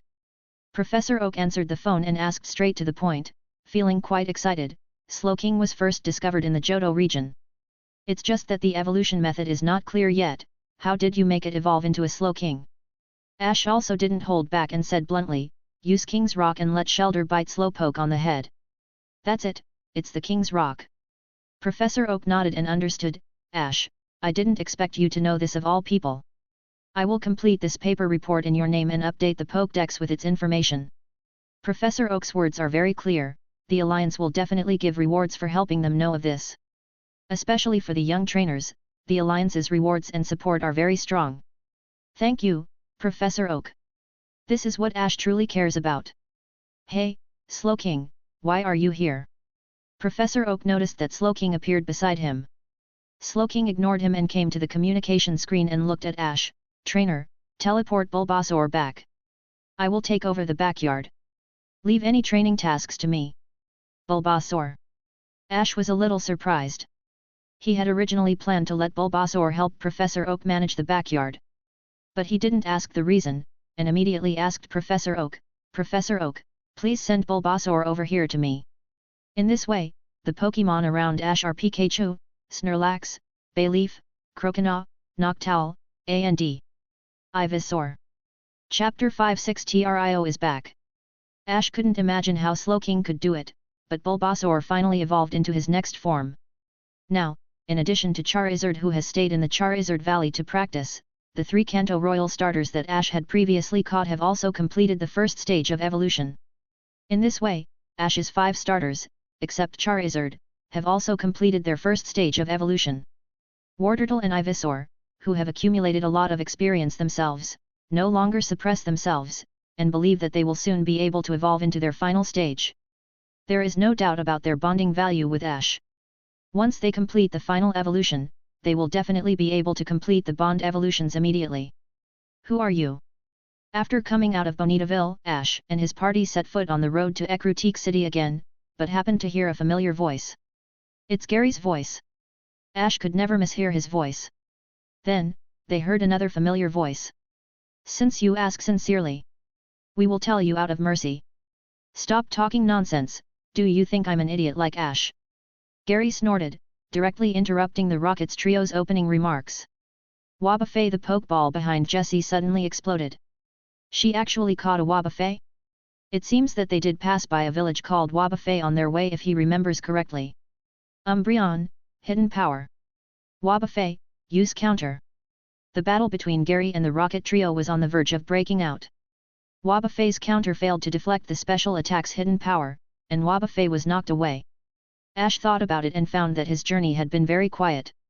It turned out that the Rockets Trio hadn't jumped out for a long time.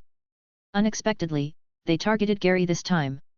The most important thing is, that guy Gary actually called me a fool. Ash rubbed Molly's head, left Misty and Brock, and jumped out with Pikachu.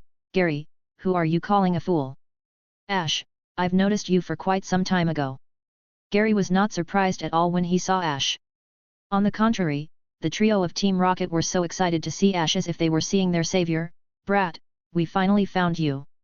These words made Ash confused. What's going on? Ash, these three unlucky people followed you all the way from Kanto to the Johto region. They lost you a while ago and happened to meet me. They thought we would meet in the future, so they followed me all the way. Gary told Ash exactly what happened. Little brat. Meowth cried miserably, you don't know this, but he took us to the police station several times. James and Jessie also cried hoarsely. It was obvious that they had been having a particularly miserable time, much worse than when they followed Ash and his party. No wonder Team Rocket hasn't shown up for so long. It turns out that they were given to Officer Jenny by Gary many times as thanks. Why don't you just stay at Officer Jenny? It's nice there. Ash really didn't know how to control this. Speaking of which, I have to thank Gary for letting me be quiet for so long. How can that work? We still have our own dreams. The Rockets trio suddenly spoke righteously. Come on, Gary and I are going to have a fight, you can fly away. Ash shook his head, Thunderbolt. Pikachu jumped up from Ash's shoulders, his Thunderbolt rushed down, and Team Rocket was knocked into the sky again by this familiar current. But this time it was actually someone who shouted. What a happy feeling it is. It should be good to find the feeling they lost some time ago. Ignoring them, Ash turned to look at Gary. Gary, it looks like your EV has evolved. Before Luke traveled into Ash's body, after the Indigo League ended and he returned to Pallet Town, Gary had used EV to fight Pikachu and defeated him. Later, they set out for the Johto region, and he crossed over and took control of Ash's body. If it had been a little earlier, Ash would have been able to defeat that EV. Ash, let's save our battle for the Johto Silver Conference. Gary took his Umbreon back and turned around to leave. This guy is so free and carefree. Ash shook his head and looked at Brock, Misty, and Molly who were catching up behind him. Let's continue on the road. After getting on the road again, Ash and his party noticed that they had arrived at a valley with fresh air and pleasant scenery. For Ash, this is another excellent training venue, and they soon discovered that they were not the only ones who chose to train here. What an amazing Ledian! Misty couldn't help but praise as she watched a Ledian fly back and forth in the dense jungle with ease, avoiding all the trees. As Ash said, Misty is not afraid of insect Pokémon like beetles and ladybugs. The group of people followed the Ledian and soon came to the valley. A sudden gust of wind blew the Ledian backwards. A light pink color flashed in Ash's eyes, and he used his psychic to restrain it and help it stabilize its body. Pidgeotto, stop! Just hearing this sound, the wind in the valley stopped, and a boy ran over and rescued Ledian. Hello, are you okay? Is this psychic? The boy looked at Ash and asked curiously. That's right, Ash here is a psychic. Misty was not surprised by Ash's ability, but she even replied proudly about it like she too has it. I'm sorry, thankfully you are not injured. An uncle came over with a Pidgeotto and a larger Ledian. The strong wind just now was obviously a powerful gust from Pidgeotto. It seems that they are also doing special training to train Ledian to fly in strong winds. In fact, this is a common training for flying-type Pokémon. After all, flying is always accompanied by wind, and many moves of flying types are also related to wind. It turned out that the father and son are forest rangers on this mountain. Because strong winds often blow in the valley, Ledian needs to be trained to fly in strong winds. Now that he knows this, how can Ash hold back? How could he miss such a good special training location? It's your turn to train, Noctowl. Ash asked Molly to follow Misty and Brock to the father and son's base for a short rest, while he took Pikachu to the depths of the valley, where a strong wind would blow soon. Goo! As soon as Noctowl came out, it was almost hit by the strong wind present in the valley. It was so frightened that it quickly flapped its wings and controlled its body not to get hit away. Noctowl, I only have you as a flying type in my hand now, and I rely on your mobility a lot. The strong wind here is the best training ground. Try to take advantage of the wind. With your cleverness, you will be able to move much more quickly. Ash's Noctowl has a shiny color and a very high IQ.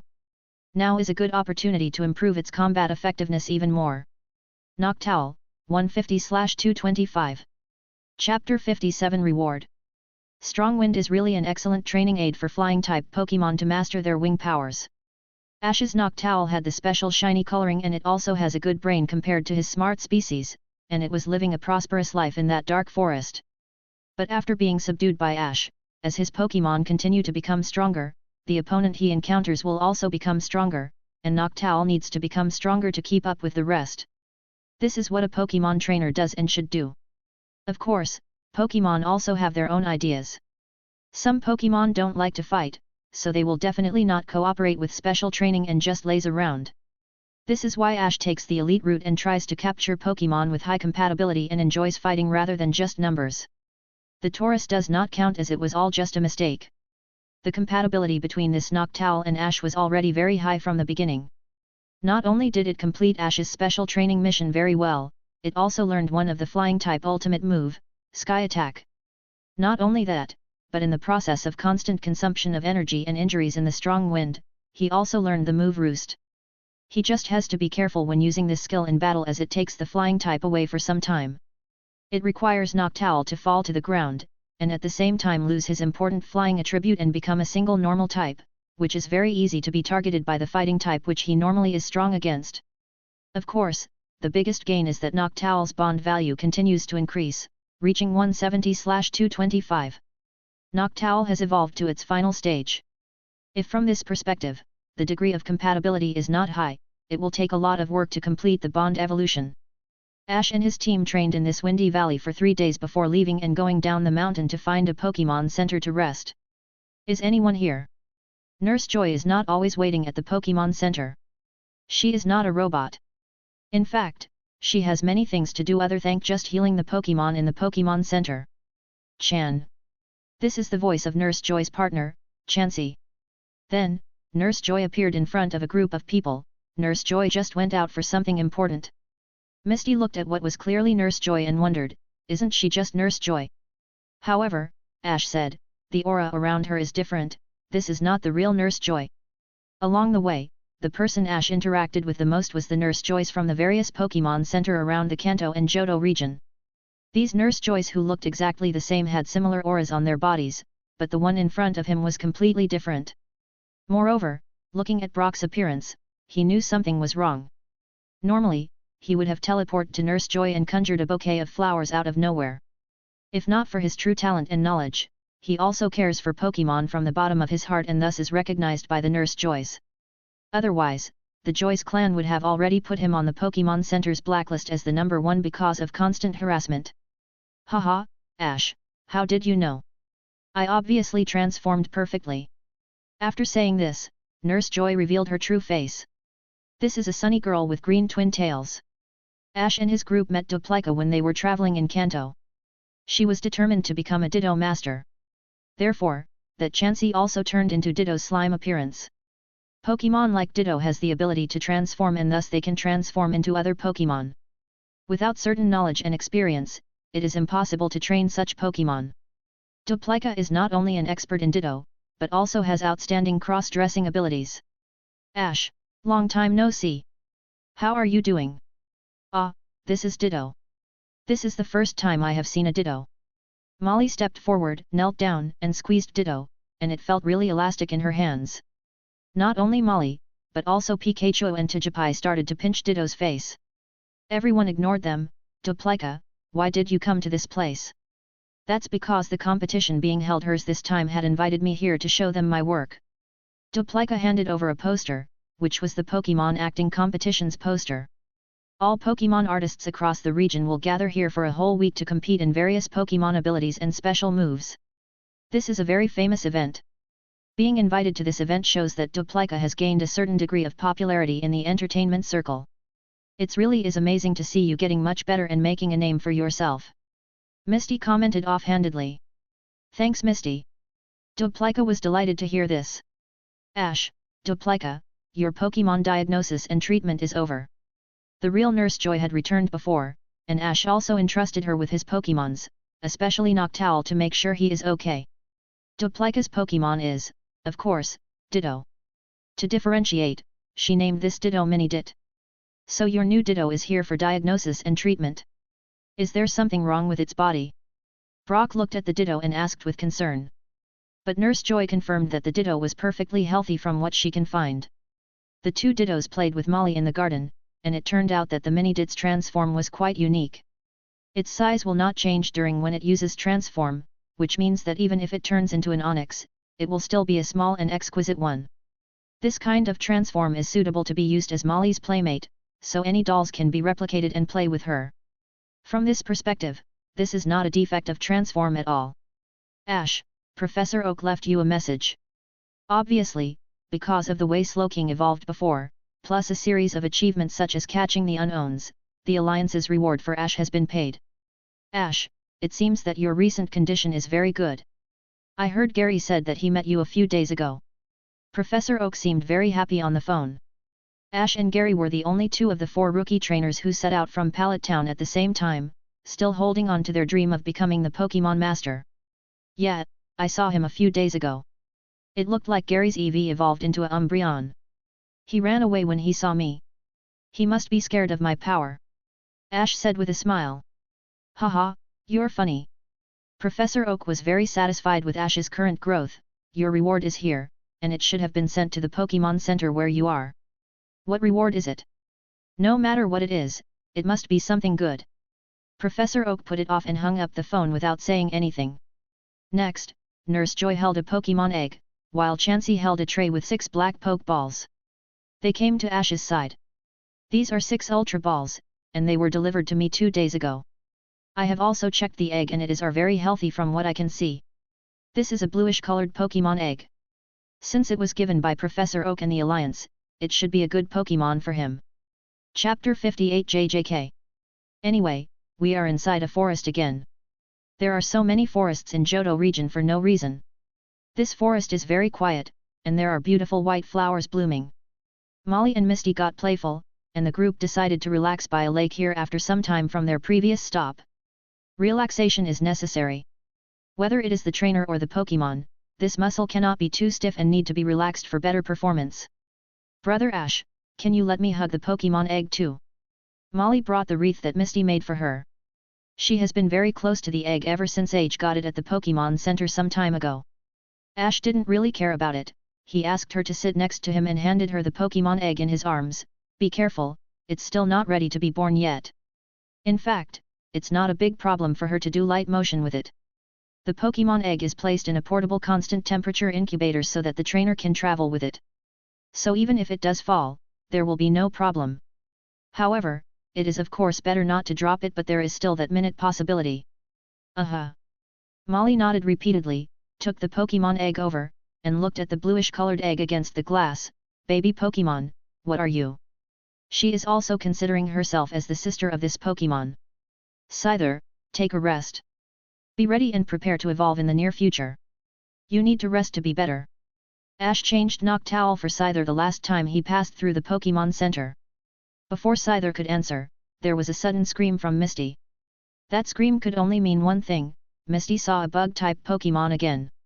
Ash hurried over with Molly and his Scyther, only to find a big spider hiding in the bushes. but it was moved away by the curious Misty and Tijipai. It scared Misty to the point of tears. "Misty, are you okay?"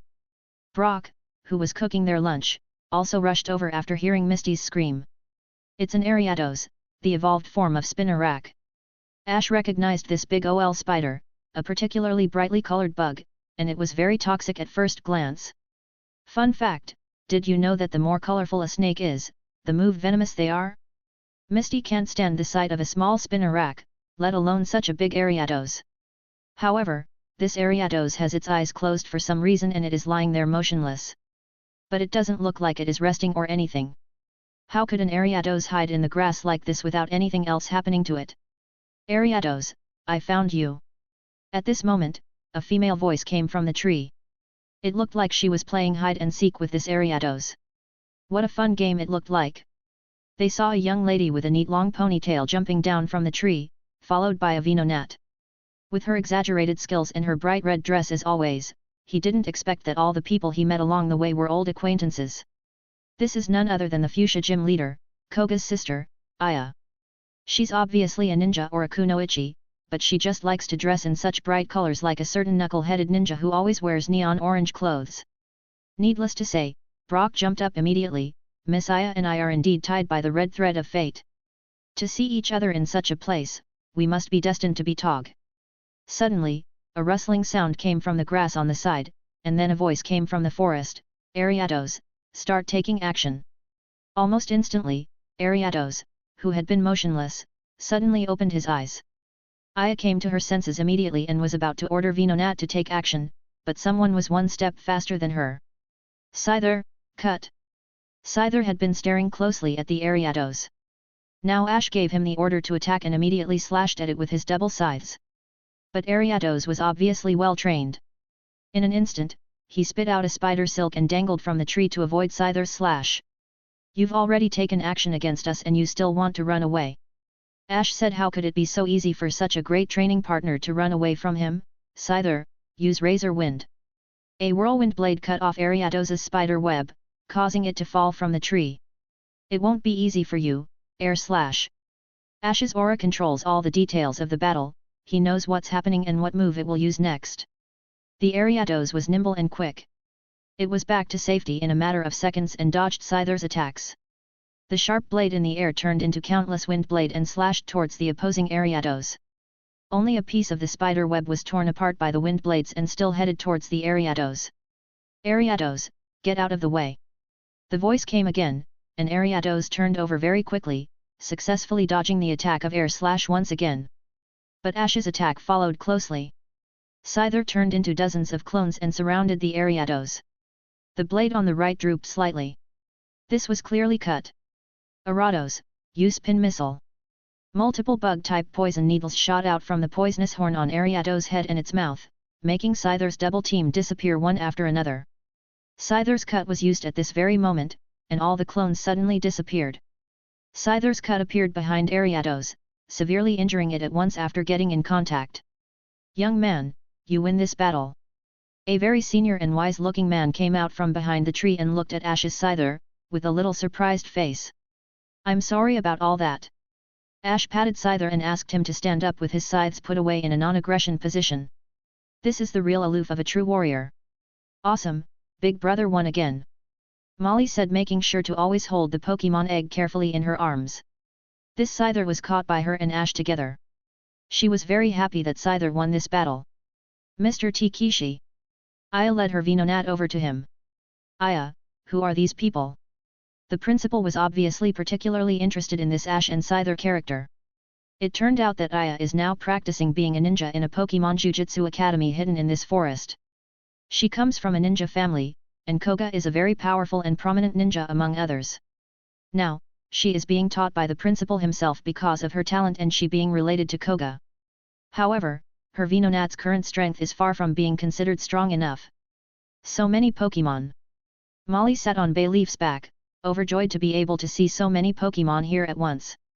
Ash was even more happy, now he could gain another wave of experience and exchange points like the two previous dojos.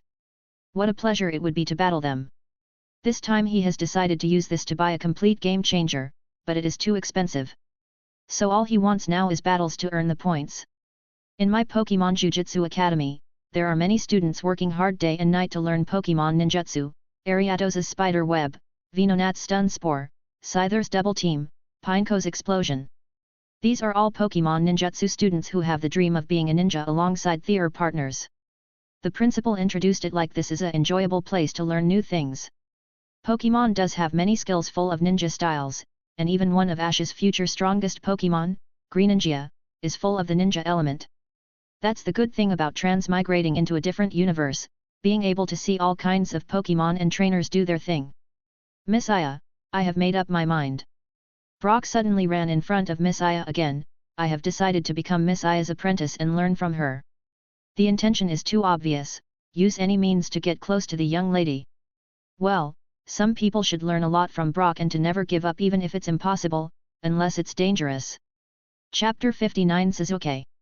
Although Brock's intention was to get close to Aya, it did give Ash a good idea to follow through. Before he could mention anything, Aya suggested, Ash, would you like to experience entering our academy for a day and see how it's like there? I think you will definitely gain something from it. Are you okay with that, Principal? To experience enrollment here, of course, the Principal must agree to this and further see Ash's strength. The Principal has seen Ash's battle, and he is very optimistic about this Scyther's future development, so of course he will not refuse this chance to make it better. Then you will be allowed to enter the school on a trial basis, and you can stay here as long as you want to practice. This is a great preferential treatment that Ash and his group got. All of the students here have worked hard for a long time to come here to learn ninjutsu from this prestigious academy. Therefore, the 4 of them, changed into ninja uniforms exclusively made for the school. This kind style is very useful in real-life battle because of the camouflage, and it also looks very nice when worn. Especially the blue ninja outfit Misty is wearing, it outlines her figure and Ash found it very attractive. Ash and Molly both wore red ninja clothes, which felt a bit like older brother and younger sister duo clothes. As for Brock, he is wearing yellow clothes. Moreover, the style with binding on the hands and feet is very convenient for movement. Even now that Ash's skills are getting better and better, he can't help but want to ask the principal for a set to take away and for him to upgrade it with his own ideas and make the clothes look better. According to what the principal said, the red uniform is a tactical discipline that specializes in Pokemon battles, the yellow one is a technical discipline that improves the level of Pokemon's special moves, and the blue one is a beauty discipline that teaches beauty and weight loss. Wait a minute, I didn't say that I wanted to enter the school full of bugs.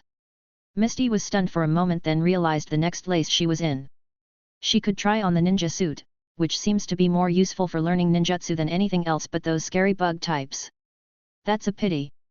The principal said with a look of regret. The cosmetology department is currently offering a special experience course. If you take this course, a beautiful woman like you will become even more beautiful, and people with poor looks can also improve. Misty, who originally had no interest in learning ninjutsu, suddenly became interested. Beautiful people become more beautiful. This subject is tailor-made for me.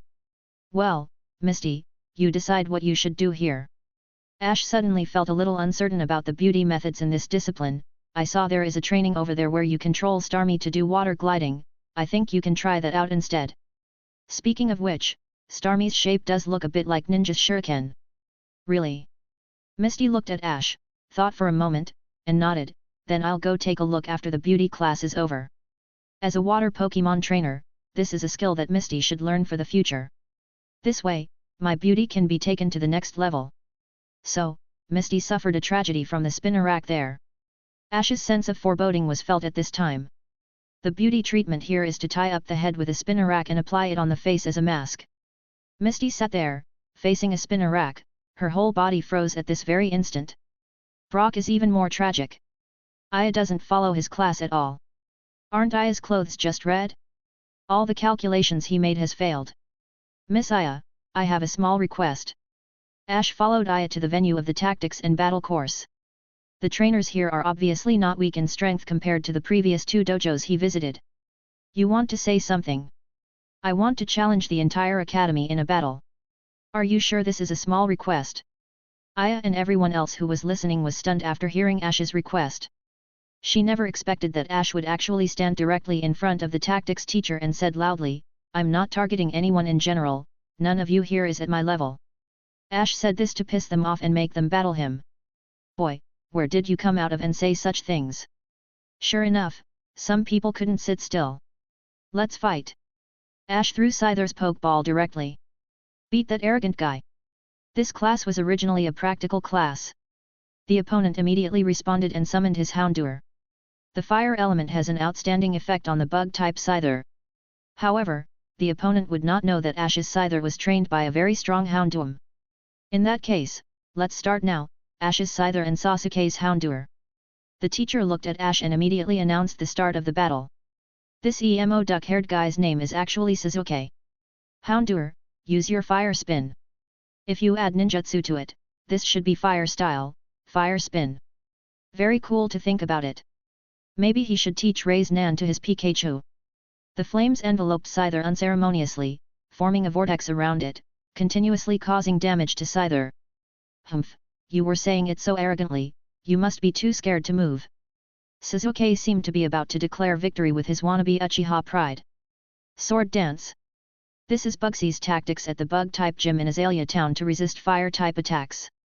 The airwave carrying the sword energy dispersed the fire spin and it also greatly increased Scyther's attack. Scyther used Shadow Clone Jutsu. Double Team. Ash shouted the order as if he was second-guessing. Scyther transformed into dozens of clones and surrounded that poor Houndour. The right blade was slightly drooped, preparing to use cut on him. Houndour, use Smokescreen. Using the smoke to escape, this move is well learned and trained in by this Houndour.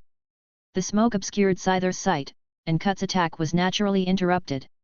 Houndour, use Foul Play attack.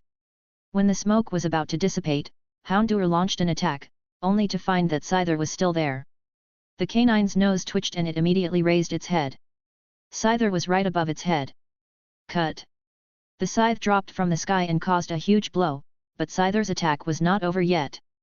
Flying back, the two scythes were already crossed in front of him, and he repeatedly struck Houndour's body again and again. This is X-Scissor, a very strong bug-type move. Houndour. Sasuke was stunned. He had the upper hand just now, but his Houndour gifted to him by his older brother suddenly lost his ability to fight.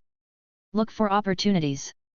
After seizing the opportunity, give crazy strikes and strive to kill it with that one chance you created.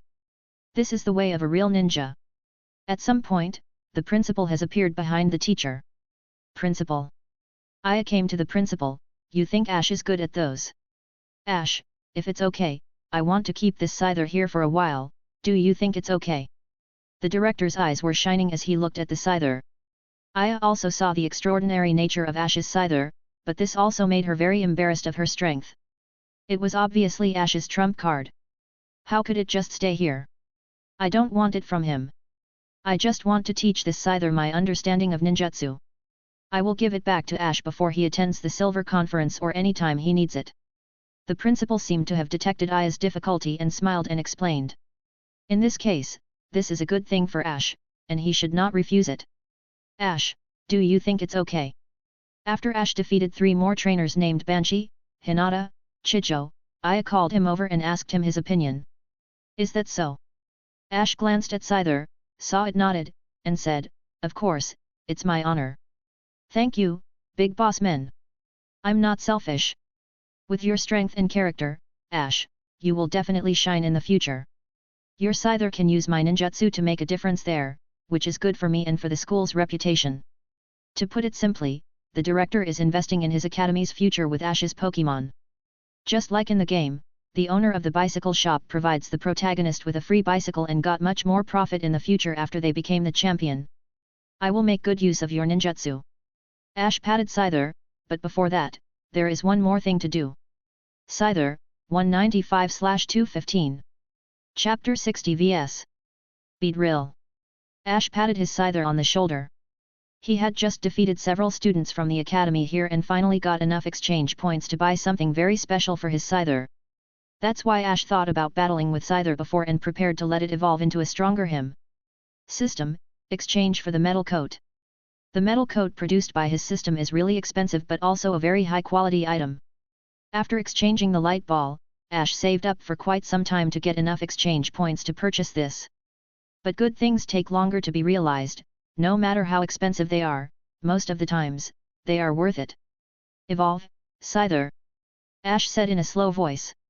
The metal coat produced by the system slowly integrated into Scyther's body the moment it came into contact with it, and then, the dazzling light of evolution began to bloom. Ash, did you choose to let your Scyther evolve? The old principal looked at the scene in front of him in amazement. The moment when a Pokémon evolved was so touching no matter how many times he watched it throughout his long lifespan. In the light of evolution, the metal coat slowly covered Scyther's body, forming strong armor. At the same time, the magical power changed his body, especially the pair of double scythes, which were slowly turning into a pair of huge pliers. The evolved form of Scyther, the red flash, Scizor. The light burst, and Scizor appeared in front of Ash and the academy students present here, amazing them all. Scizor. Scizor raised his and looked at his newly acquired pair of giant pliers in each hand. There were patterns on them that looked like eyes, as if they were being stared at, which was very intimidating for weaker Pokémons. It moved a few times, obviously very satisfied with this new strong metallic body. Name, Scizor. Attribute, Bug and Steel. Ability, Light Metal. Bond value, 245/250. Skills, Quick Attack, Bullet Punch, Metal Claw, Sword Dance, Fury Cutter, Razor Wind, Air Slash, Agility, Flash Cannon. The bond value suddenly increased to 245, and even the compatibility level also evolved, with only 5 points left to reach the peak and them to be able to perform bond evolutions. The most important thing is that the metal coat produced by the system actually gave Scizor the ability Light Metal, which will make Scizor's weight half of normal. After Scizor evolved, he put on a metal armor after all, and his weight was more than double that of Scyther. And with Light Metal, the weight becomes half, and it is back to the same level as Scyther. This will make Scizor, who is already very good at speedy maneuvers, even more flexible and fast. The last missing 5 points is telling him to fill it up. Scizor looks so handsome. Molly ran over to Scizor, holding its pliers and legs, admiring it up and down, left and right. Sir, I want to let Scizor battle and get used to his new body. Are you interested in a fight against us? The strongest person here is of course the old principal, who is reeking of experience and excitement. Bet, young man. The principal wants to do battle in person, and such opportunities are becoming increasingly rarer the more he ages. Today's students are all taught by teachers in each class. Only a few like Aya are personally taught by the principal. And even that is because of who Aya is related to. Therefore, the students suddenly became excited and quickly moved away from the battlefield to let them duke it out. They looked at Ash in obvious disbelief. His previous arrogance just now obviously an act, and now he actually made the principal take him so seriously. Ash, my old friend hasn't batted in a very long time. Give it a good fight. The Ariados sent by the principal the last time should not be the Pokémon he is speaking of right now. It's my honor. Sure enough, his previous arrogance was fake and they now had realized that. Brother, come on. Come on, Scizor. You could do it. Molly shouted while standing beside Aya. The director threw his Pokeball. Come on, my old partner, Beedrill. There are many forests in the Johto region, and Beedrill can be said to be the most common bug-type Pokémon in the forest areas. A large group of them appear at every turn, causing a lot of trouble for trainers on the road. In a previous study, it was shown that around 69% of all trainers get chased by a Beedrill swarm at least 5 times during their trainer career. However, the old principal's Beedrill looked completely different. He looks very relaxed while holding the pair of spear hands, but his aura is constantly rising. This is obviously a Beedrill that has experienced hundreds of battles and has extremely high combat effectiveness. Your opponent is very strong, so we shouldn't be careless during the battle. In terms of typings, Scizor has the absolute advantage over Beedrill. Since Scizor has the steel typing after completing his evolution, it cannot be poisoned, and poison-based skills are also ineffective against it. Scizor, 246/250. Before the battle even started, the bonding value and the degree of compatibility increased by 1 point just because of their hunger for battle. How wonderful! Diablo! Boss's Beedrill is very powerful. I'm so excited to see teacher sending out his Beedrill for battle. Aya obviously knew the strength of this Beedrill better than most. Beedrill, use focus energy. The mysterious aura begins to gather on Beedrill's body, which will make its mental power more concentrated, making it easier for its double lances to hit vital points and get critical hits.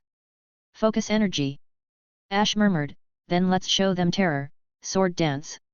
Sword Dance increases attack power by 2 stages. After raising their respective powers, the battle officially begins. Beedrill, double team, then use Twineedle. The principal gave his orders, and Beedrill's figure suddenly disappeared in a flash, then surrounded Caesar, his lances raised, flashing a dangerous cold light in them. Boom! Ash did not give the order, Caesar was hit and was immediately knocked back several meters. The 2 lances hit Caesar's abdominal joint accurately. A critical hit. Even if it hits a critical hit, it shouldn't have such power. A blue light flashed on Ash's body, and the power of his aura enveloped Caesar. Suddenly, his eyes lit up and he looked up at the Beedrill. Is it his hidden ability, Sniper? Sniper is an ability that strengthens critical attacks even more than they were, and the damage is greatly increased because of it being the same type. In other words, this is a real ninja, an assassin, and it is easy for it to seize the opportunity to defeat his enemies with a single strike. Humph, so what if it has Sniper? We will still win this, right Caesar? Ash clenched his fist, such a battle was rare. Caesar nodded to his trainer's words. It's really great to fight strong Pokémon like this. Caesar, agility, then quick attack. The figure flashed past, and Ash's red flash was born at this very moment. Beedrill was knocked away after being hit with such strong speed, but he quickly flapped his wings to stabilize his body, and the spikes on his tail suddenly shone with a greenish bug energy. It's using the move Pin Missile. A large number of poisoned pin missiles were flying towards Caesar from different directions. Caesar, 247/250. Boom! Ash heard the familiar heartbeat again, his, and Caesar's. Only the last 3 points of bond value left. This is the first time both sides are improving at the same time. Now, Caesar, double team. This time, it was Caesar's turn to surround Beedrill. It seemed to be relaxed and holding the pair of pliers, and the slash posture had appeared all ready to cut him off. Beedrill, use Pin Missile again. A large number of flying needles destroyed Caesar's double team one by one, but Caesar bravely faced those flying needles and slashed Beedrill with his offense boasted by Sword Dance. The defensive capabilities of Steel-type Pokémons is really amazing. Looking at Caesar's appearance, the principal wanted to teach Ash and Caesar all he knew about ninjutsu. Sir, do you still have time to think in the middle of a battle? As soon as ASN finished speaking, Caesar had already caught up to Beedrill, and the huge pliers were shining with a metallic luster. Steel-type move, Flash Cannon. Thanks for listening.